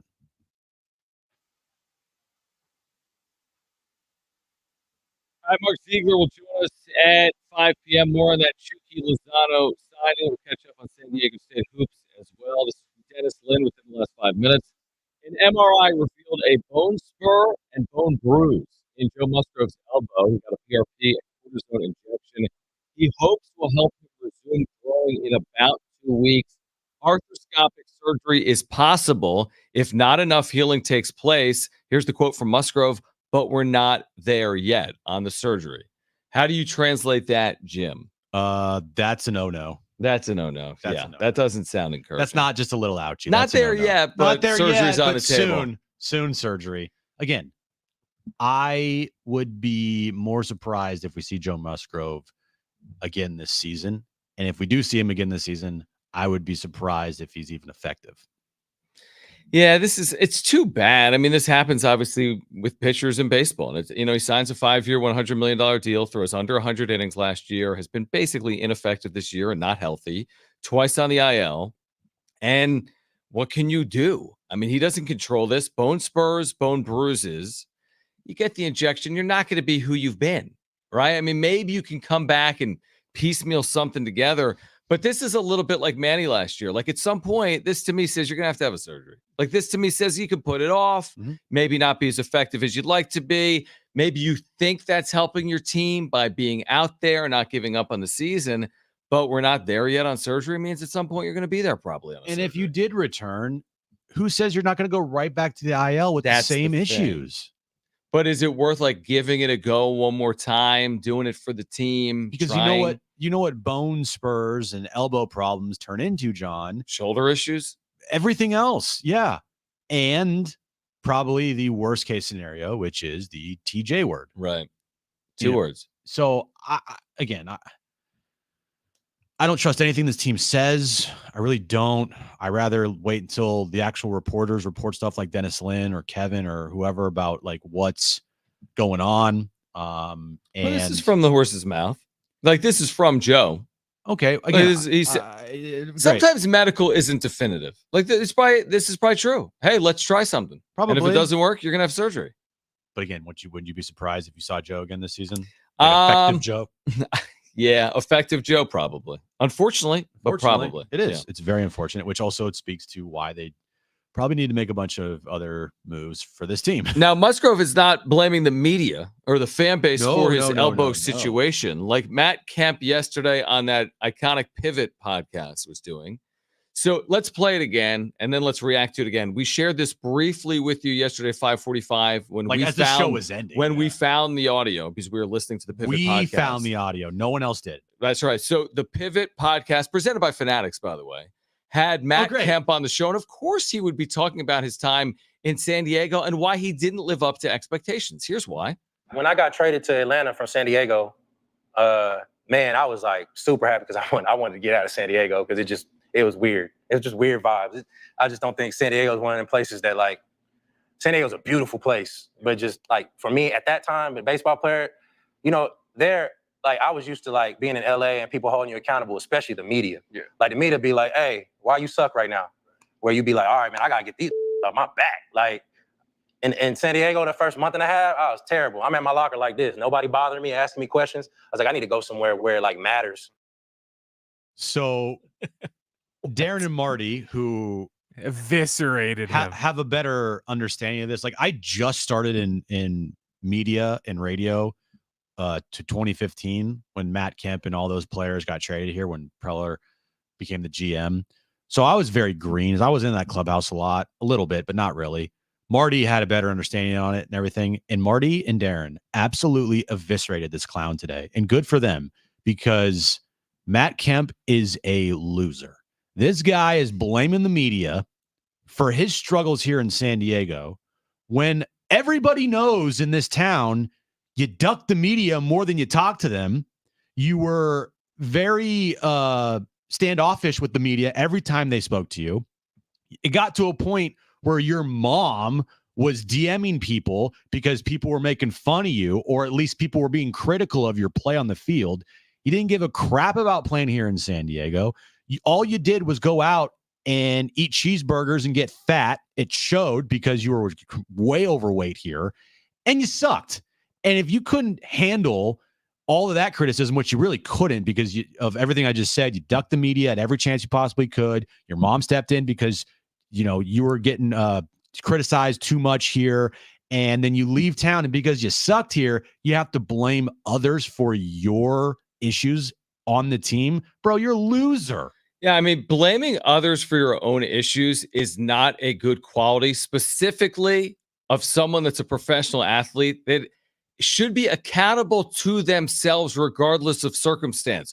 There are players that play right now for a team referred to as the Oakland A's. They play for that team. Guess what? They have a responsibility, regardless of ownership, fan base, stadium, record, to show up and perform. It's the job. And none of them, in fact, add up all the A's salaries, and you're getting to like Matt Kemp 2015. When you blame something that isn't even, I'll use the word again, tangible, the media, what does that even mean? You're blaming an entity for your issues during a period of time in your life is like loser mentality. Like, that's just a bad mentality to walk around with. He was upset and he pouted that he got traded here from LA because he loved the LA lifestyle. He was big time in LA right, with the Dodgers. Remember when he was dating Rihanna? Everything was great, Hollywood. And then you get traded down to San Diego, and then you stopped caring. You got fat. You got out of shape. You sucked. You were standoffish to the media. You didn't speak to the media. You turned down majority of the requests for, interviews from the media. And then you leave town. You get traded away to Atlanta. And then you blame the one thing in town that has no impact on your actual play on the field, which is the media. Bro, it's actually, honestly, the more I hear it and the more I hear him like qualify it, the more like disrespectful it is. And the less like you would think 9 years later, as a retired 40-year-old that made what you made in baseball, you could take accountability. If in the real time, because you get caught up in it and you're younger and whatever, okay, in real time, if you didn't like the situation, that's one thing. You haven't learned from it 9 years later. You can't take any level of accountability 9 years later. That's very telling to me. And, it was also a different time here in San Diego. Yeah, Chargers. The Padres as a franchise were horrible. Like, they suck.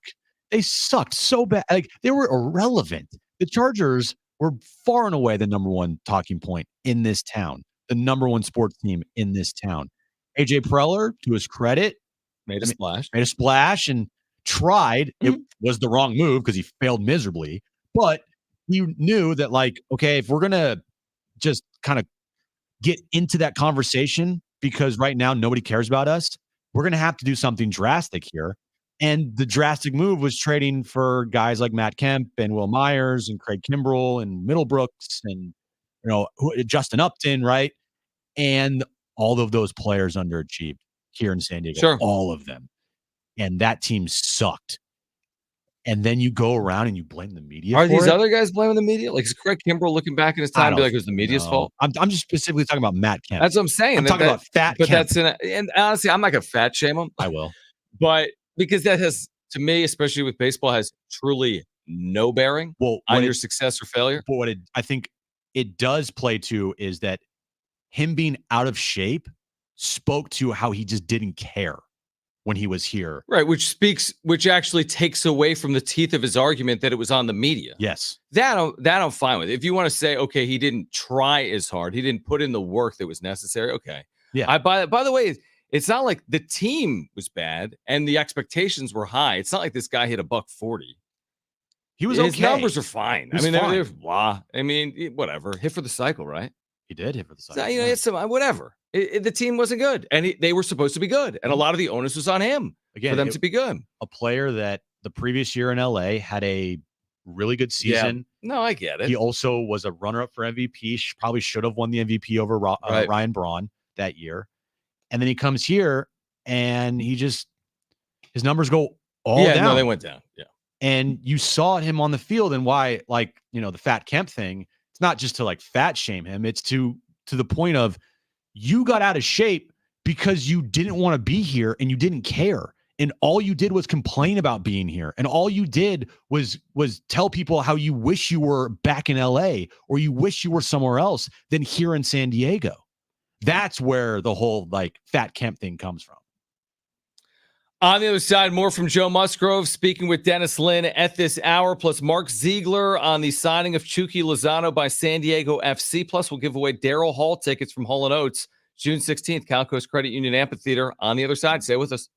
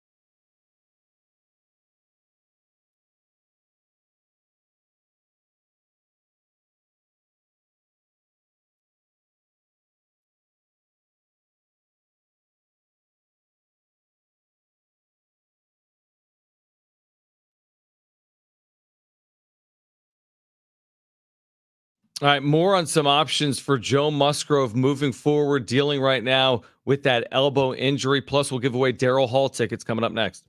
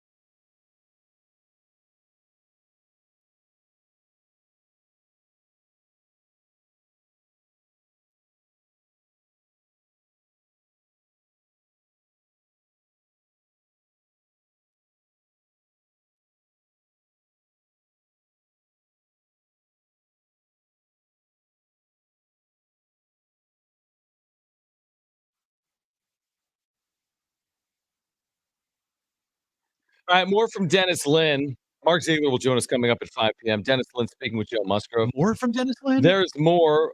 We said earlier that they're going to give it a couple of weeks here, PRP and cortisone. If not enough healing occurs, they'll take a look at surgery.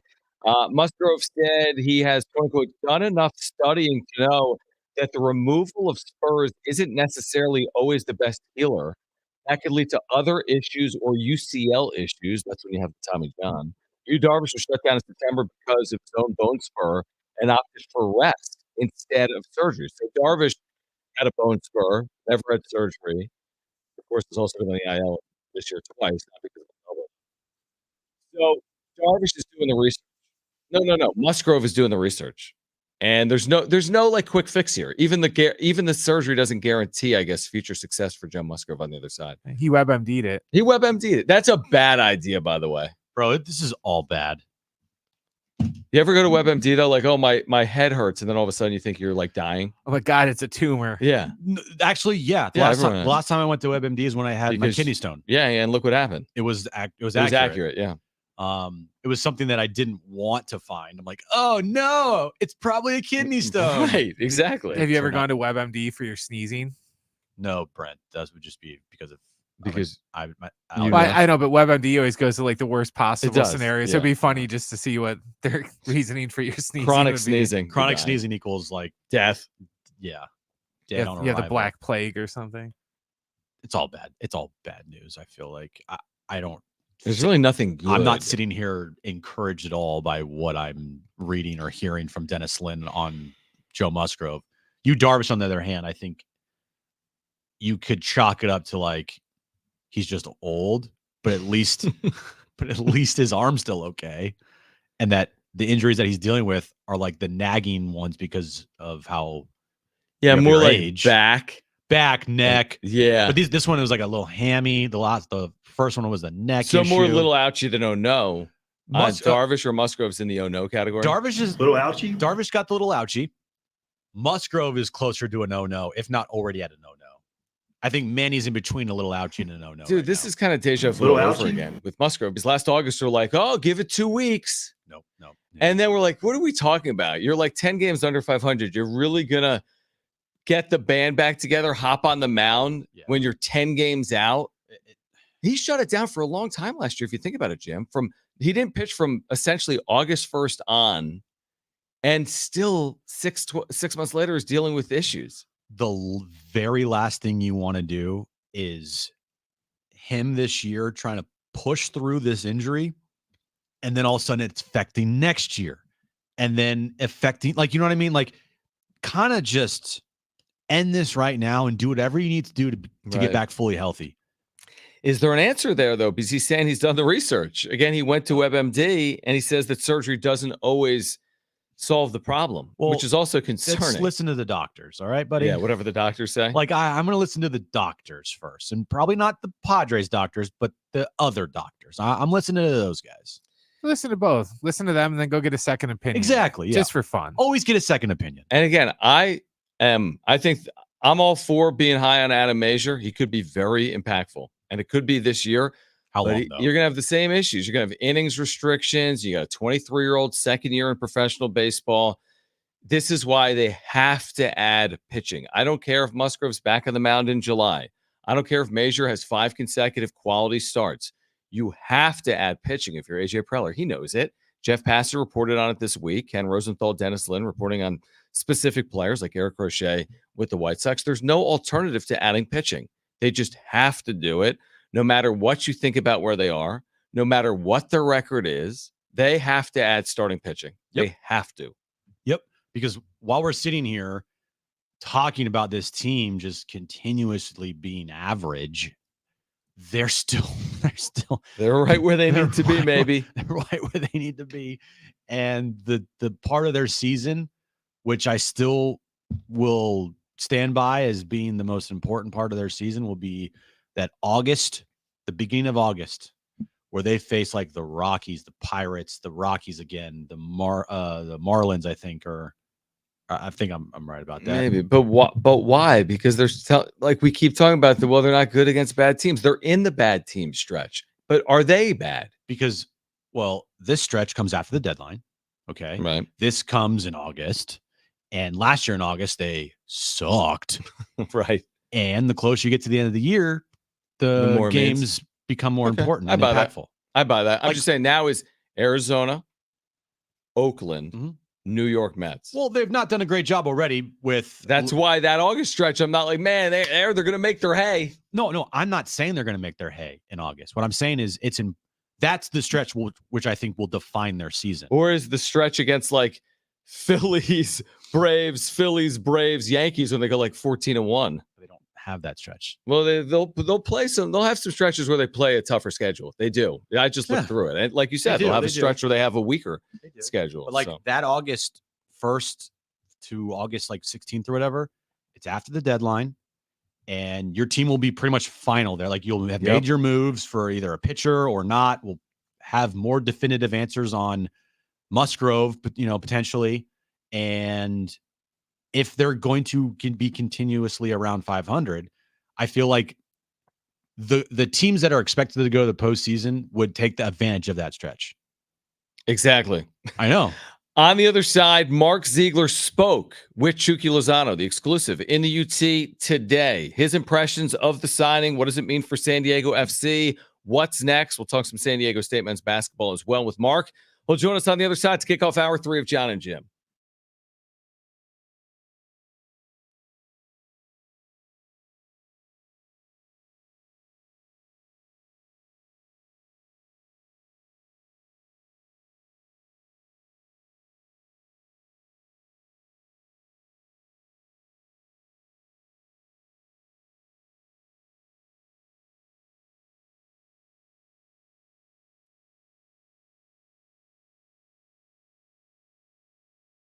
All right. So imagine waking up this time next week being completely debt free with no credit card or car loan or personal loan.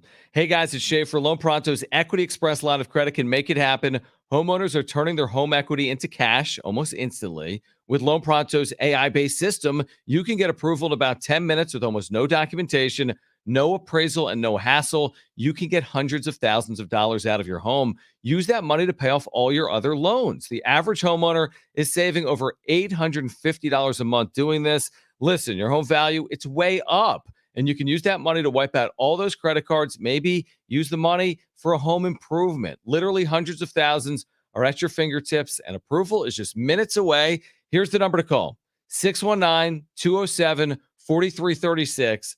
That's 619-207-4336 or loanpronto.com. 619-207-4336. NMLS 1661781. Subject to lender approval. Equal housing lender.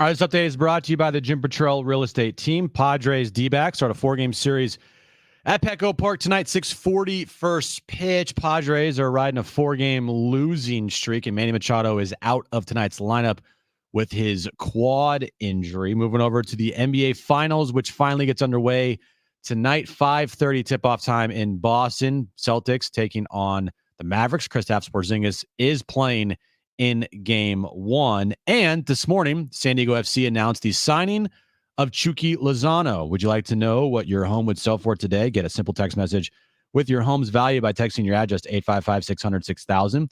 You'll get no phone call, just a text. Jim Petrell has the buyers. Simply text your address, 855-600-6000.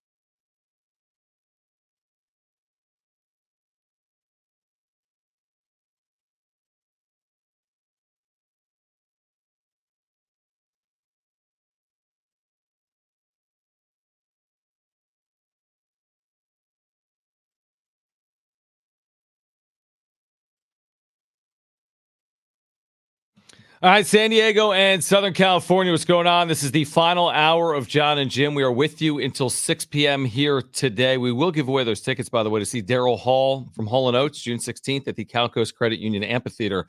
Coming up this hour, it's great to connect with Mark Zegler. He has spoken with Chucky Lozano, who has signed with San Diego FC, a 4-year deal.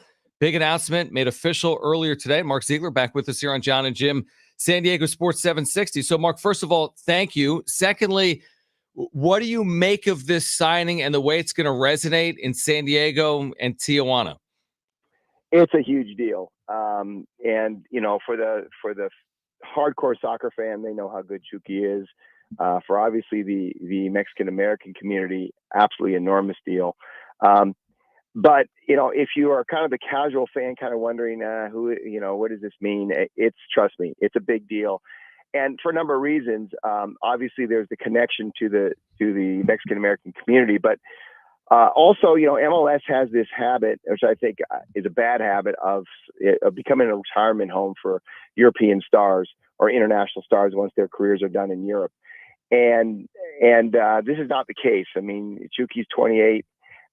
He's, you know, at the peak of his career, he's done great things, and he kind of has a little bit of a chip on his shoulder because he didn't get called in the national team.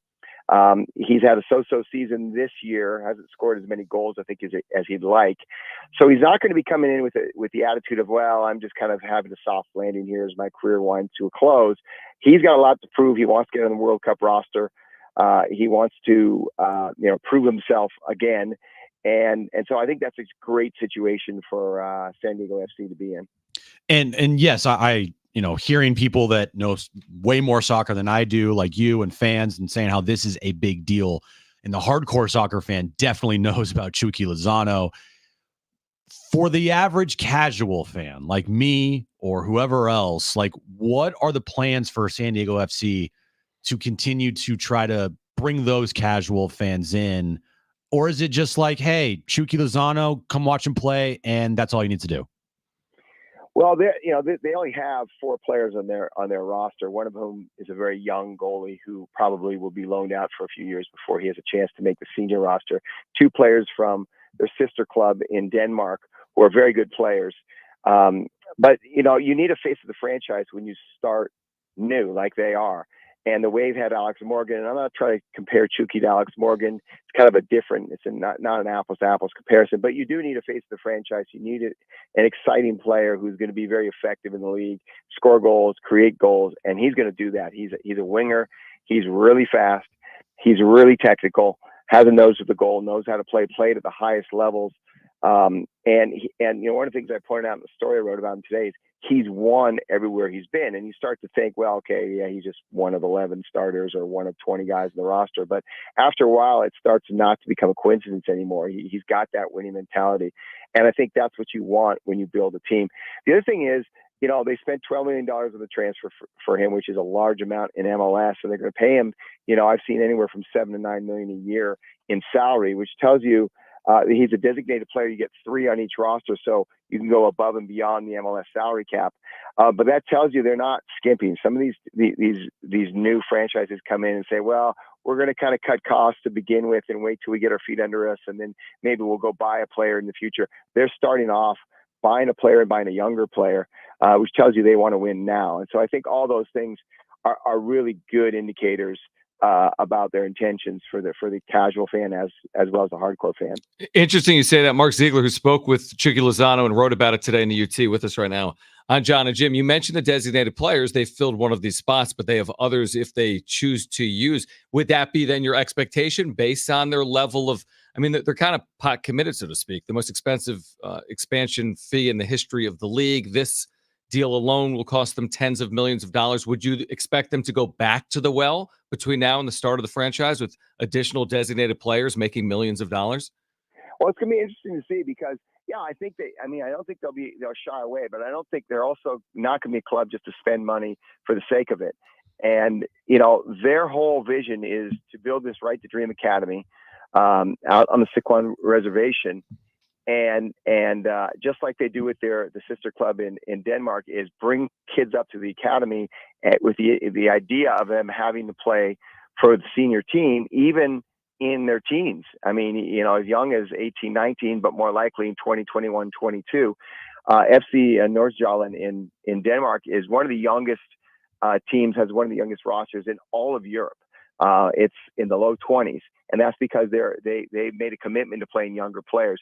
So what's going to be interesting is down the road, they may not have designated players. Some MLS teams don't. They may not feel the need because they're developing. If they really develop the kind of players they think they can, through a full-time residency program and through their methodology, through their system of play, all that, they might not need to. But right now, I would suspect that maybe if they find the right person, they'll go get 1 or 2 more until the academy can kind of catch up to the senior team, and that's going to take about 5 years. What's the timetable on them finding a head coach or manager, or I'm sorry if I used the wrong wordage there, but a head coach for the team? So the first thing I do is hire a general manager or sporting director or director technical, whatever you want to call him or her, and then that person typically controls all the soccer side of the organization, and will hire the head coach. They were very close to hiring a guy from AS Monaco. It did not go through. They got to, within weeks of an announcement, and they just couldn't come to terms. So I don't say they're back to square one because they have other candidates, but they're going through the process again and identifying the right person. It's a tricky job because, again, they're going to be unique in MLS. It's not just another cookie cutter MLS team. They have this academy. They have this vision. They want to play young players. You have to be committed to that. They also have a very distinct style of play. And so you're going to have to hire a coach who understands that style of play and will implement it through thick and thin. And so their whole idea is if you keep changing coaches every 18 months, the new coach comes with a new style of play, will want different players to fit that new style of play, and they don't want to have all that upheaval. They'd rather have their style of play, and if you change the manager, you still going to hire somebody else who's going to adhere to that style. And so it keeps some continuity. And so it's a really big hire for them to hire this GM, who then is going to hire the coach. So to answer your question, it's going to be a few weeks. They have time on their side. But I think it's going to be into the summer now before we get the first step of the sporting director and then the second step of the coach.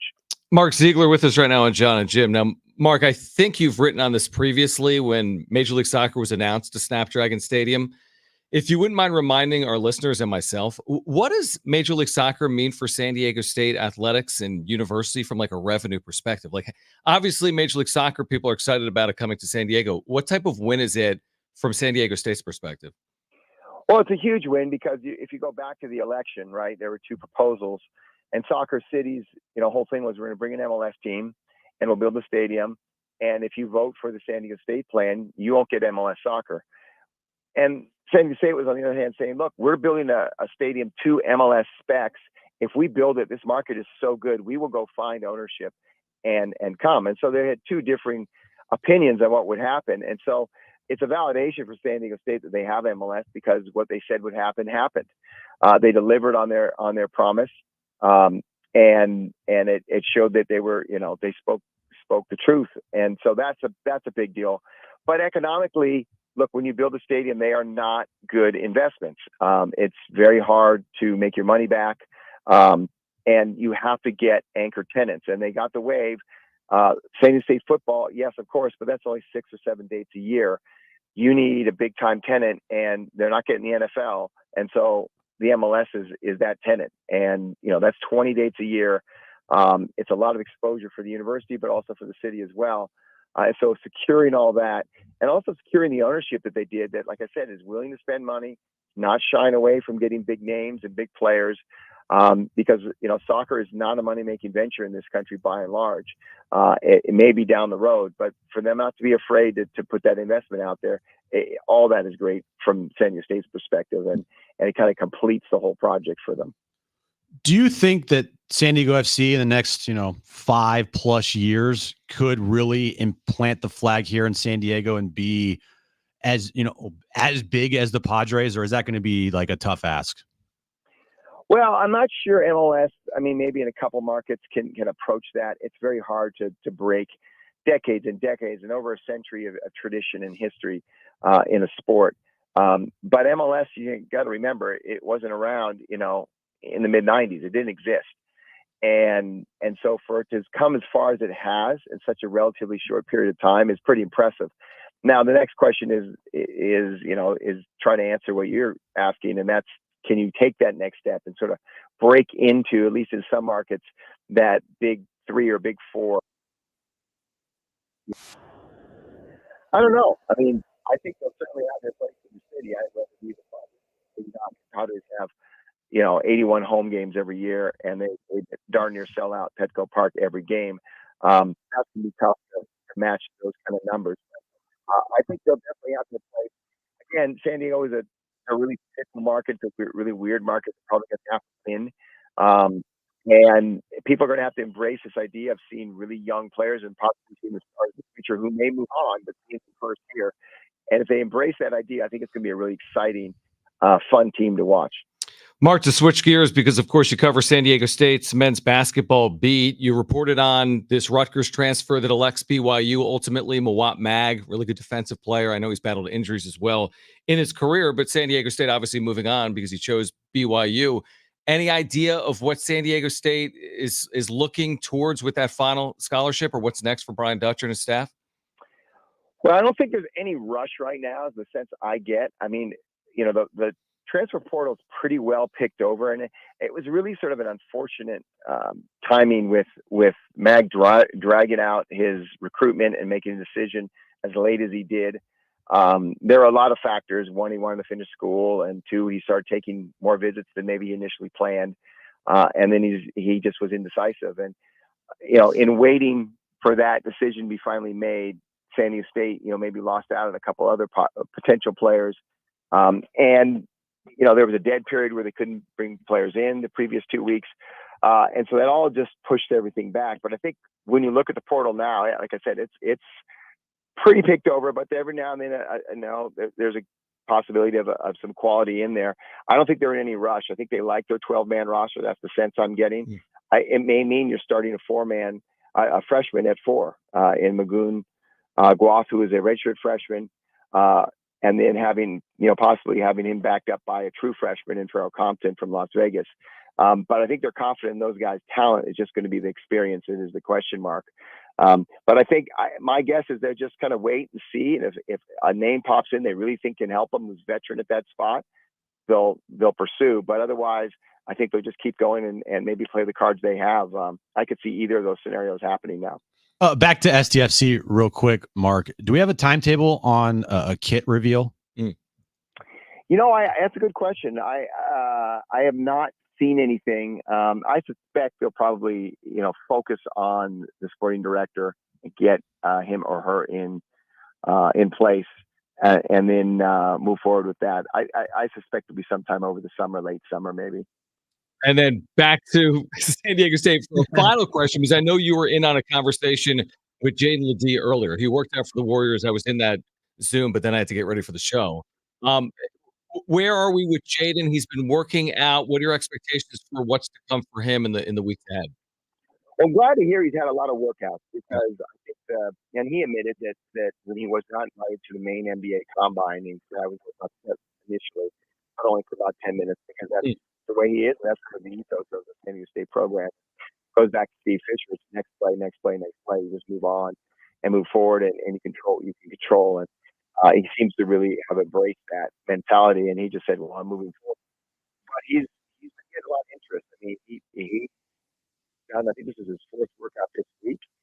He's got another one scheduled next week, and then he thinks 4 or 5 more possibly after that. So that would be close to a third of the league having him in for an individual workout. I asked some of the players who were with him, PJ Hall and Isaiah Stevens, how he looked today and what it was like going against him or with him, and both of them said, "Oh my gosh, he was physical, and he is a hard guard." And so I suspect scouts and team personnel are seeing that as well. It's just a question of his age. Is he considered too old for some teams, because by the time they feel like they've developed him, he'd be in his late 20s? Or is it the type of player where, man, he's got a ready-made body? This is something Jaden said on the Zoom. He said, "Look, I've got a ready-made body. I'm a grown man. I don't need to grow in my body like a 19-year-old. I'm ready to go now, and if in the right spot, I feel like I could step in and play right now." And so it'll be interesting to see. I always tell people, when they talk about the draft, they're like, "Well, there's some people because people are too interested in them." I said, it only takes one team to be interested in you. It doesn't matter if the end of the 29 hour or not. Only one team draft you. Right? And so he just has to find that team that believes in it, and he takes his chance. So I still think things are positive for him. I don't know if he'll get drafted, but that could be an advantage too, because you get to pick your team then. Mark, great reporting and insight, whether it's San Diego FC, San Diego State men's basketball. We always appreciate your time here on Jon and Jim, and thanks for doing it. We'll catch up again soon, I'm sure. Yeah, my pleasure. I'll talk to you guys. All right, great stuff. Mark Zegler, Chucky Lozano. He's very high in the signing. I mean, it really, again, he's got the perspective. Yeah. Darren has the perspective. We're coming at it from a bit of a different lens, which is why we ask. I don't doubt that this is, to the hardcore soccer fan, this is a massive deal. I don't and the doubt fact that it is kind of like binational, as in we're a border city, and you're appealing to Mexican Americans and Mexicans in Tijuana and beyond, I think makes it even that much more potentially impactful. Like a home run type of signing. Absolutely. That, as Mark said, this is not like a retread guy hanging on for dear life, no, it's not him. Trying to play a couple more years of soccer and get a bunch of money and be like the main attraction, but he's not really that good anymore. Like, no, this guy is in his prime, 28, and he's still really, really good. He's like the cornerstone of this franchise now. Think about their investment. We've talked about the expansion fee.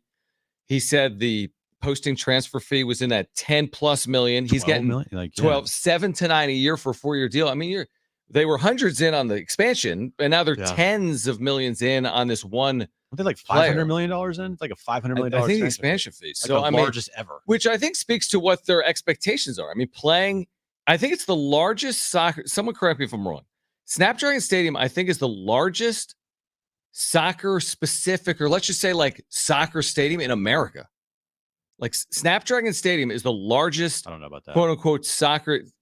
Correct me if I'm wrong, our listeners. I think it is. Okay. Because again, you have you could play soccer. I'm making this up at Ann Arbor, the big house. Well, no, but it's not a soccer specific soccer stadium. It's like, well, this is, I guess I don't know how to describe it exactly, but like it's built for soccer specifications, and a stadium built specifically for soccer specifications, I don't think it's larger than Snapdragon Stadium. 35,000 seats. Well, because a lot of the MLS are built to like a smaller, tighter. But Atlanta plays inside of Falcon Stadium. That's soccer like specific. Maybe Sounders play inside but of. they have to like change them, because I think Snapdragon is built specifically with soccer, man. The width of those facilities, the same width. The suckers can be different sizes. Close to, I don't know. Here's the I point. The just reason know I bring it I've up. seen Atlanta have like 60,000 70,000 people. But here's the reason I bring it up. When you're making this type of investment, they believe they're going to put 30 something thousand people in there every single game. Because when you're that heavily invested in the tens and hundreds of millions of dollars, they see it as we have to make this pay dividends. But their goal isn't to draw the lower bowl or whatever. Their goal is probably 30 something thousand every time they play. My guess. And if it's Saturday night, they have No, I would think they're envisioning, the 30s. And again, this facility will allow them to do that potentially at Snapdragon Stadium. So great insight from Mark Zegler, who joins us all the time about San Diego State and basketball, and of course, about San Diego FC as well. We do have a ticket giveaway today, Jim. What? We do. We have Daryl Hall tickets. Oh, from Hall and Oates. You just happen to just bury that there. A little bit, but if you want tickets to see him June 16th, which is a week away, you can call right now. Daryl Hall of Hall and Oates, June 16th is at the Cal Coast Credit Union Amphitheater. Really cool venue. Tickets at Ticketmaster.com. Caller 5, those are your tickets. 877-767-4760. Call right now if you want those tickets. Again, 2 free tickets. See Daryl Hall. This is June 16th, Cal Coast Credit Union Amphitheater. The number to call, caller 5, they are yours. 877-767-4760. I was going to say, you're going to you could go to this concert for your birthday, because your birthday is coming up. My birthday is Saturday. What are you doing for your birthday? Mm, What's Kristen got planned? I'm not exactly sure. I'm like a picnic, probably. Are you going to celebrate outdoor. for 5 days in a row like Jim did? No, that's the thing. No. I don't celebrate for 5 days in a row. Aaron is the one that celebrates for 5 days. Right. It was like, we're going to do dinner on Tuesday, Thursday, Saturday, Monday. We're going to fly to France. Aaron is the ultimate celebrate other people type of person. And so whenever it's someone's birthday that she's really good friends with, or me, then it becomes like a weekend adventure, or a couple hey, we're gonna go do your birthday thing here, and then we're gonna go to dinner here, and then we're doing this here, which I like. Okay. On the other side, breaking Dan Hurley news. We'll share that with you next on Jon and Jim.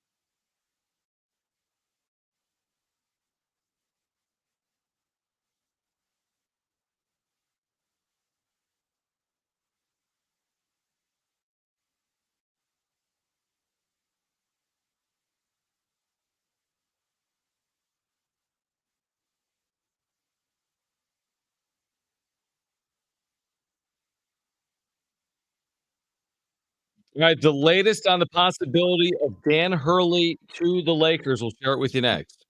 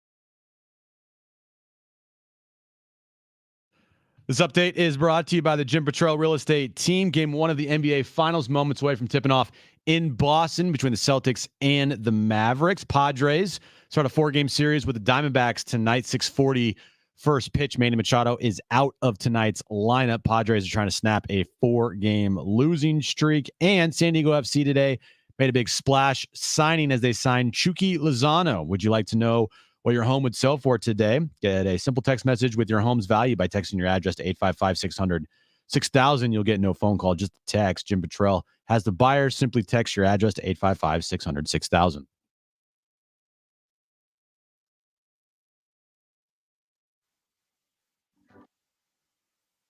All right, with the NBA Finals about to get underway, interestingly, it's the Lakers stealing some of the spotlight from the Celtics. They're like arch enemies.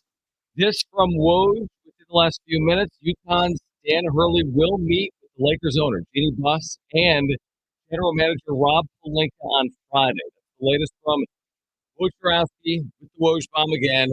Jeannie Buss, Rob Pelinka will meet with Dan Hurley on Friday. That, I believe, is tomorrow.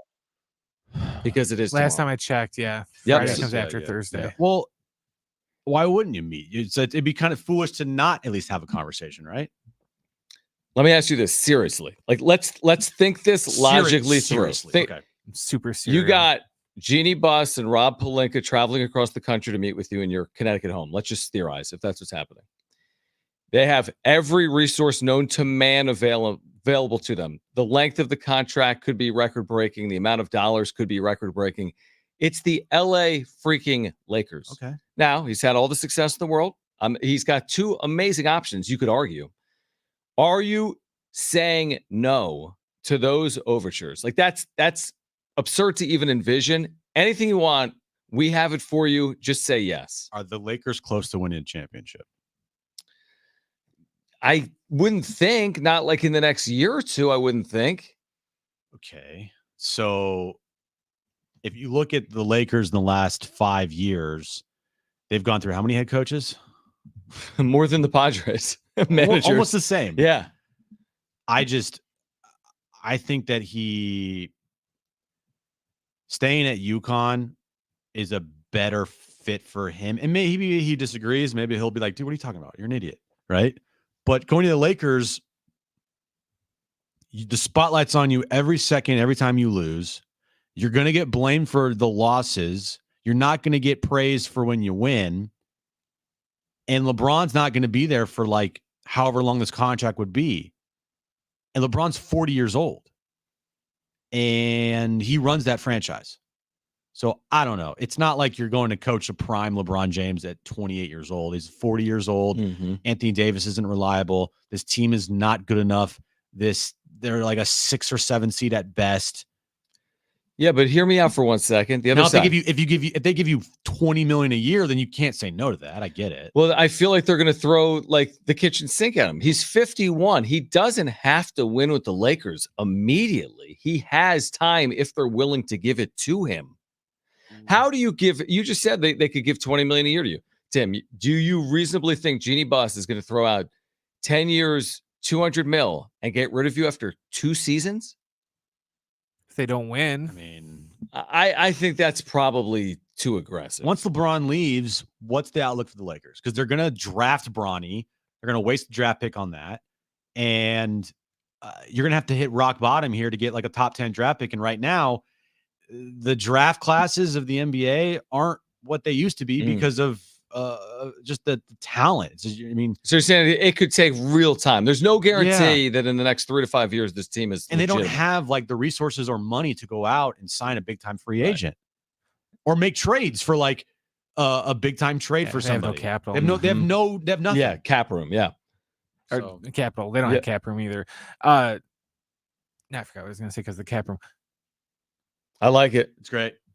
I like it too. Well, here's the thing. This is so seismic that if he departs, it changes college basketball. This team's been dominant. Yeah. They're once again a favorite to potentially three-peat. If he departs, transfer window's open, folks. Everyone go wherever you want. Yeah. Now a whole new coach maybe comes in. Now you set it off everywhere again. Another coaching change, another cycle of transfers into the portal. This is massive. Connecticut, the way they treat college basketball, I'm not saying it's Kentucky, but it's massive. Lakers, the way they treat the NBA in Los Angeles is massive. This is a huge story. I'm not saying it's bigger than the NBA Finals, but it's a huge story. And we've been watching this pregame coverage for the last 2 hours, and they've had Woj talking about this every 15 minutes. Game 1 of the NBA Finals. Let's talk about the Lakers. Right? We've seen his head on the screen a lot. Roll my eyes. What I was going to say was Frank Vogel had a winning record, and they still fired him. So... yeah, he won a championship, even though it was a Mickey Mouse championship. In the air quotes championship. I know there was the guy that was the head coach of the Cavs,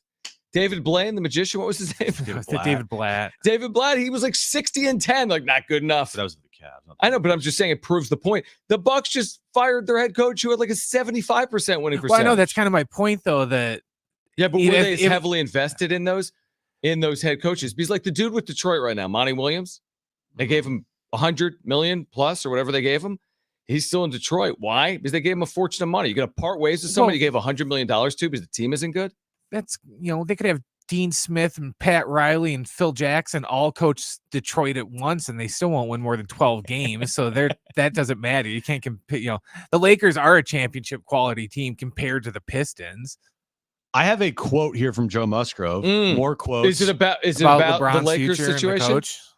How does this impact LeBron's legacy? Yeah. It really does. Like whoever wins this finals, how does it impact LeBron's legacy? Negatively.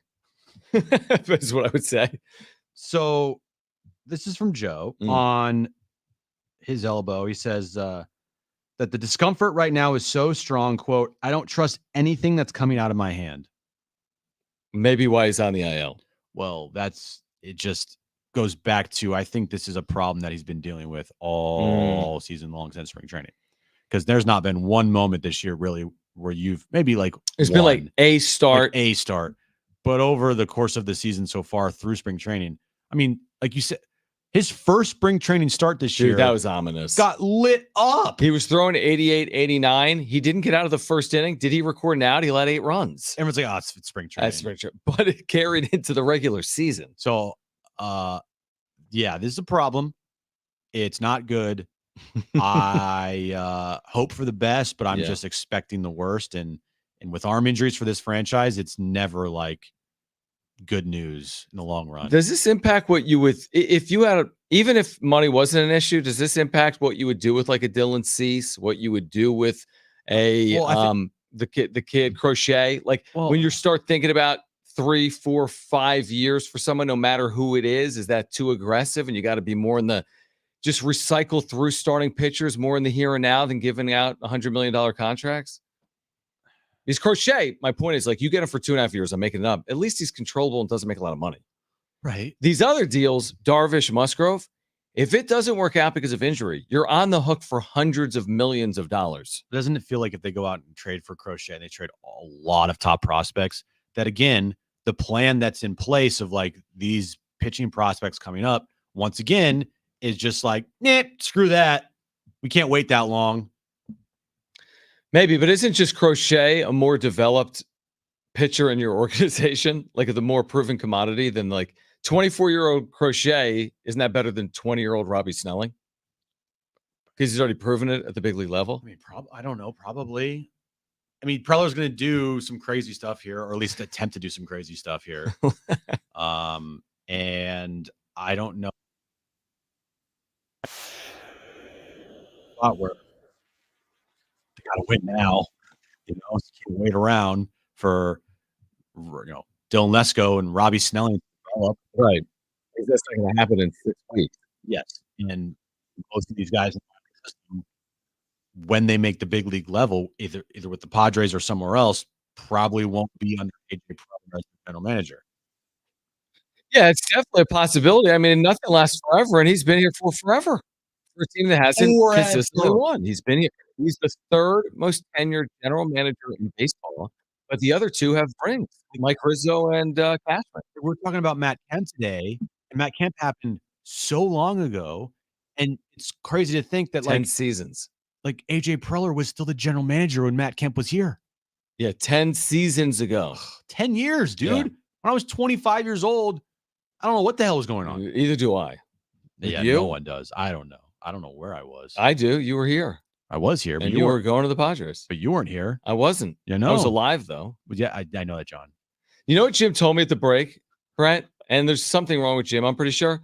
What? He's like, dude, you know, have you ever thought about this? I'm like, what? He's like, in 10 billion years, the Earth won't even exist. I'm like, shut up. All I care about is like, I won't exist in like 80 years. So 10 what do years, I care? You're like, I'm not excited yet for SDFC. It's still 6 months away. And then he's telling me about 10 billion years from now, the Earth won't be here. There's nothing I care less about than what's happening on Earth in 10 billion years. Well, I'm just saying that at some point in time, the human race will cease to exist. Great. That doesn't like. There's no impact on this game tonight. You don't think about that at all. It's kind of like crazy and weird how at some point in like the history of time, the human race will not be here and the Earth will be gone.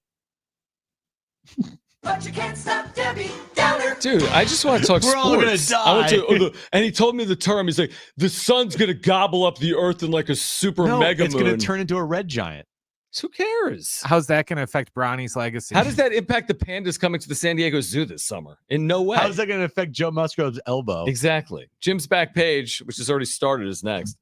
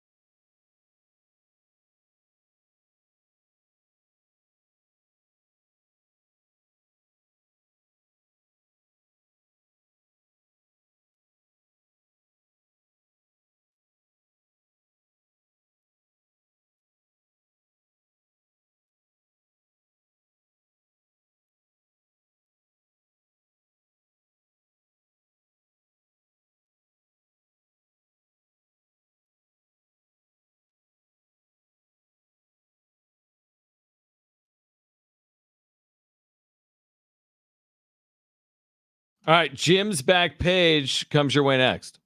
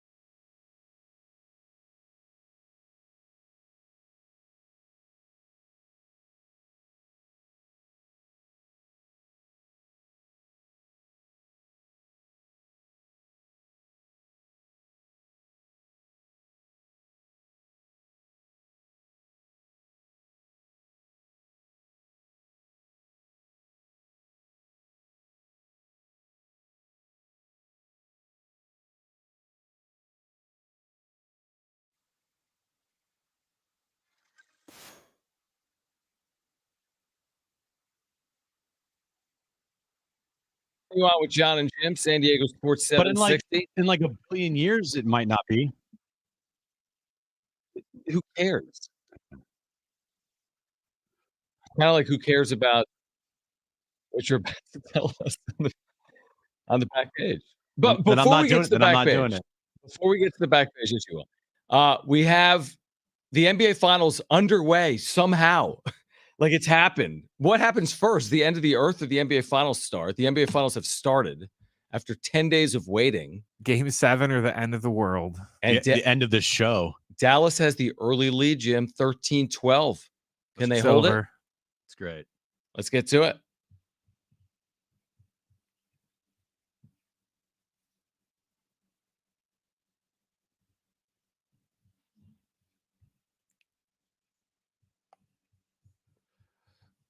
So you know, we have a Randy's Donuts down the street. You don't have to listen, John. It's okay. I'm talking to Brent. We have a Randy's Donut down the street. Well, what dumb story you're sharing? But they're opening up a new Randy's Donuts, a second location in Chula Vista, 3001 Bonito Road. The second location, San Diego County. They're opening it up tomorrow.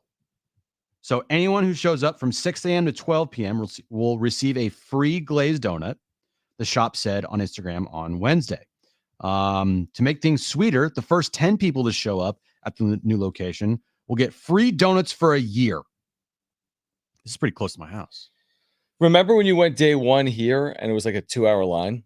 Yeah, it'll be the same thing. Very true. Yeah. Very, very true. I don't think I'll be going day one. Yeah. Once everything calms down, you show up. Yeah. So, all right.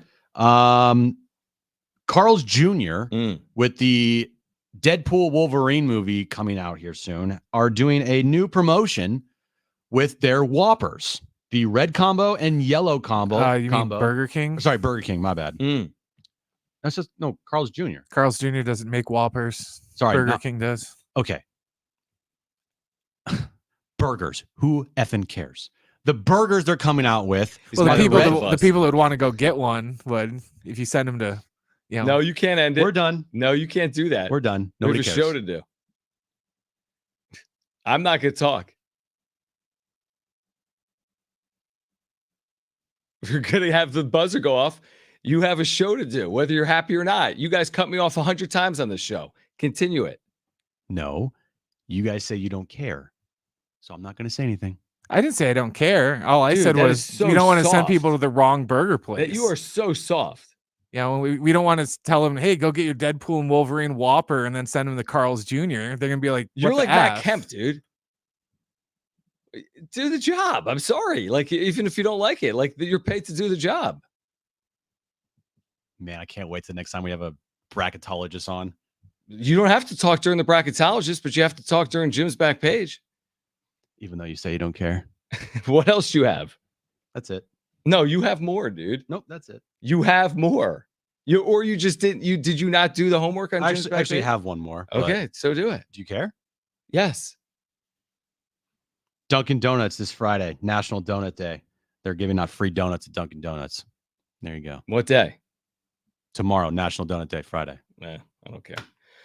Oh, that makes sense. That's why Randy's that's is where opening. Andy's is opening. Yes, I know.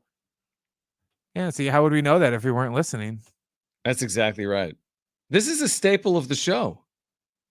You want to get rid of it? You want to get rid of it? No, I like the segment. I don't have to do anything. Okay. Unlike the other 8 segments that I have to carry. You can't carry one 3-minute segment. Oh, wow. All right. Mavericks Celtics has been thrilling so far. They're tied at 13. They keep showing on the bottom line, the latest with the Lakers. Woj bombs keep getting dropped throughout the course of the broadcast. I honestly think this is kind of like almost like planted. Day one of the NBA Finals. ESPN reporting about Dan Hurley's future. Hey, look at all of our pregame coverage on the future of the Lakers and Dan Hurley. Man, that works pretty well with game one kicking off tonight, doesn't it? Looks awesome. Dude, are you seriously going to do this? Are you going to seriously do this? It was Carl's Jr. It was Carl's Jr.? Yeah. Okay. So I said, So my point's still valid, though. They don't sell It's Whoppers valid. at Carl's I know Jr. you don't. Are you seriously going to do this? What? Seriously, are you seriously going I'm to do not this? doing anything. Exactly. That's the problem.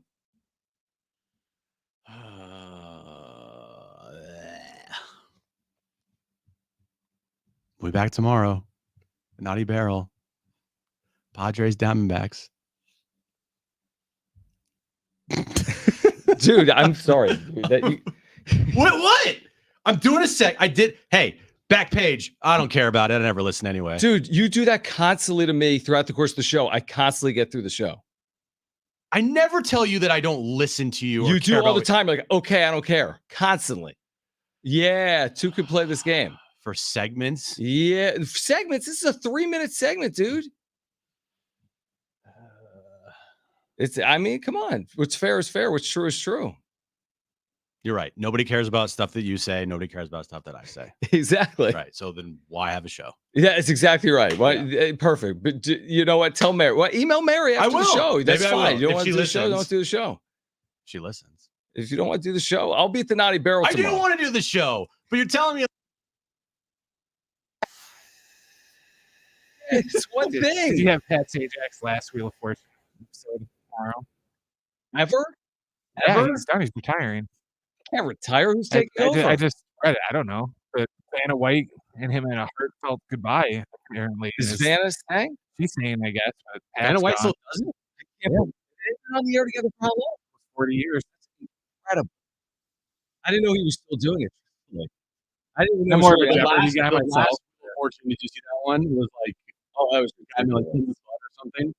No, I think that was the wrong answer. It was. All right, join us tomorrow from the Naughty Barrel, 3 p.m., 3 to 6, San Diego Sports 760. Wrap-up show tonight, Padres Diamondbacks. Game 1 of the 4-game series. Petco Park, Sander Bogart problem is tonight. If you missed anything, sportsfc.com, iHeartRadio app, iTunes, TuneIn Radio, Spotify, find us on social at Jon Jim. JONANDJIM. For Brent and Jim, I'm John. Keep it here at San Diego Sports 760. Peace out. Bye.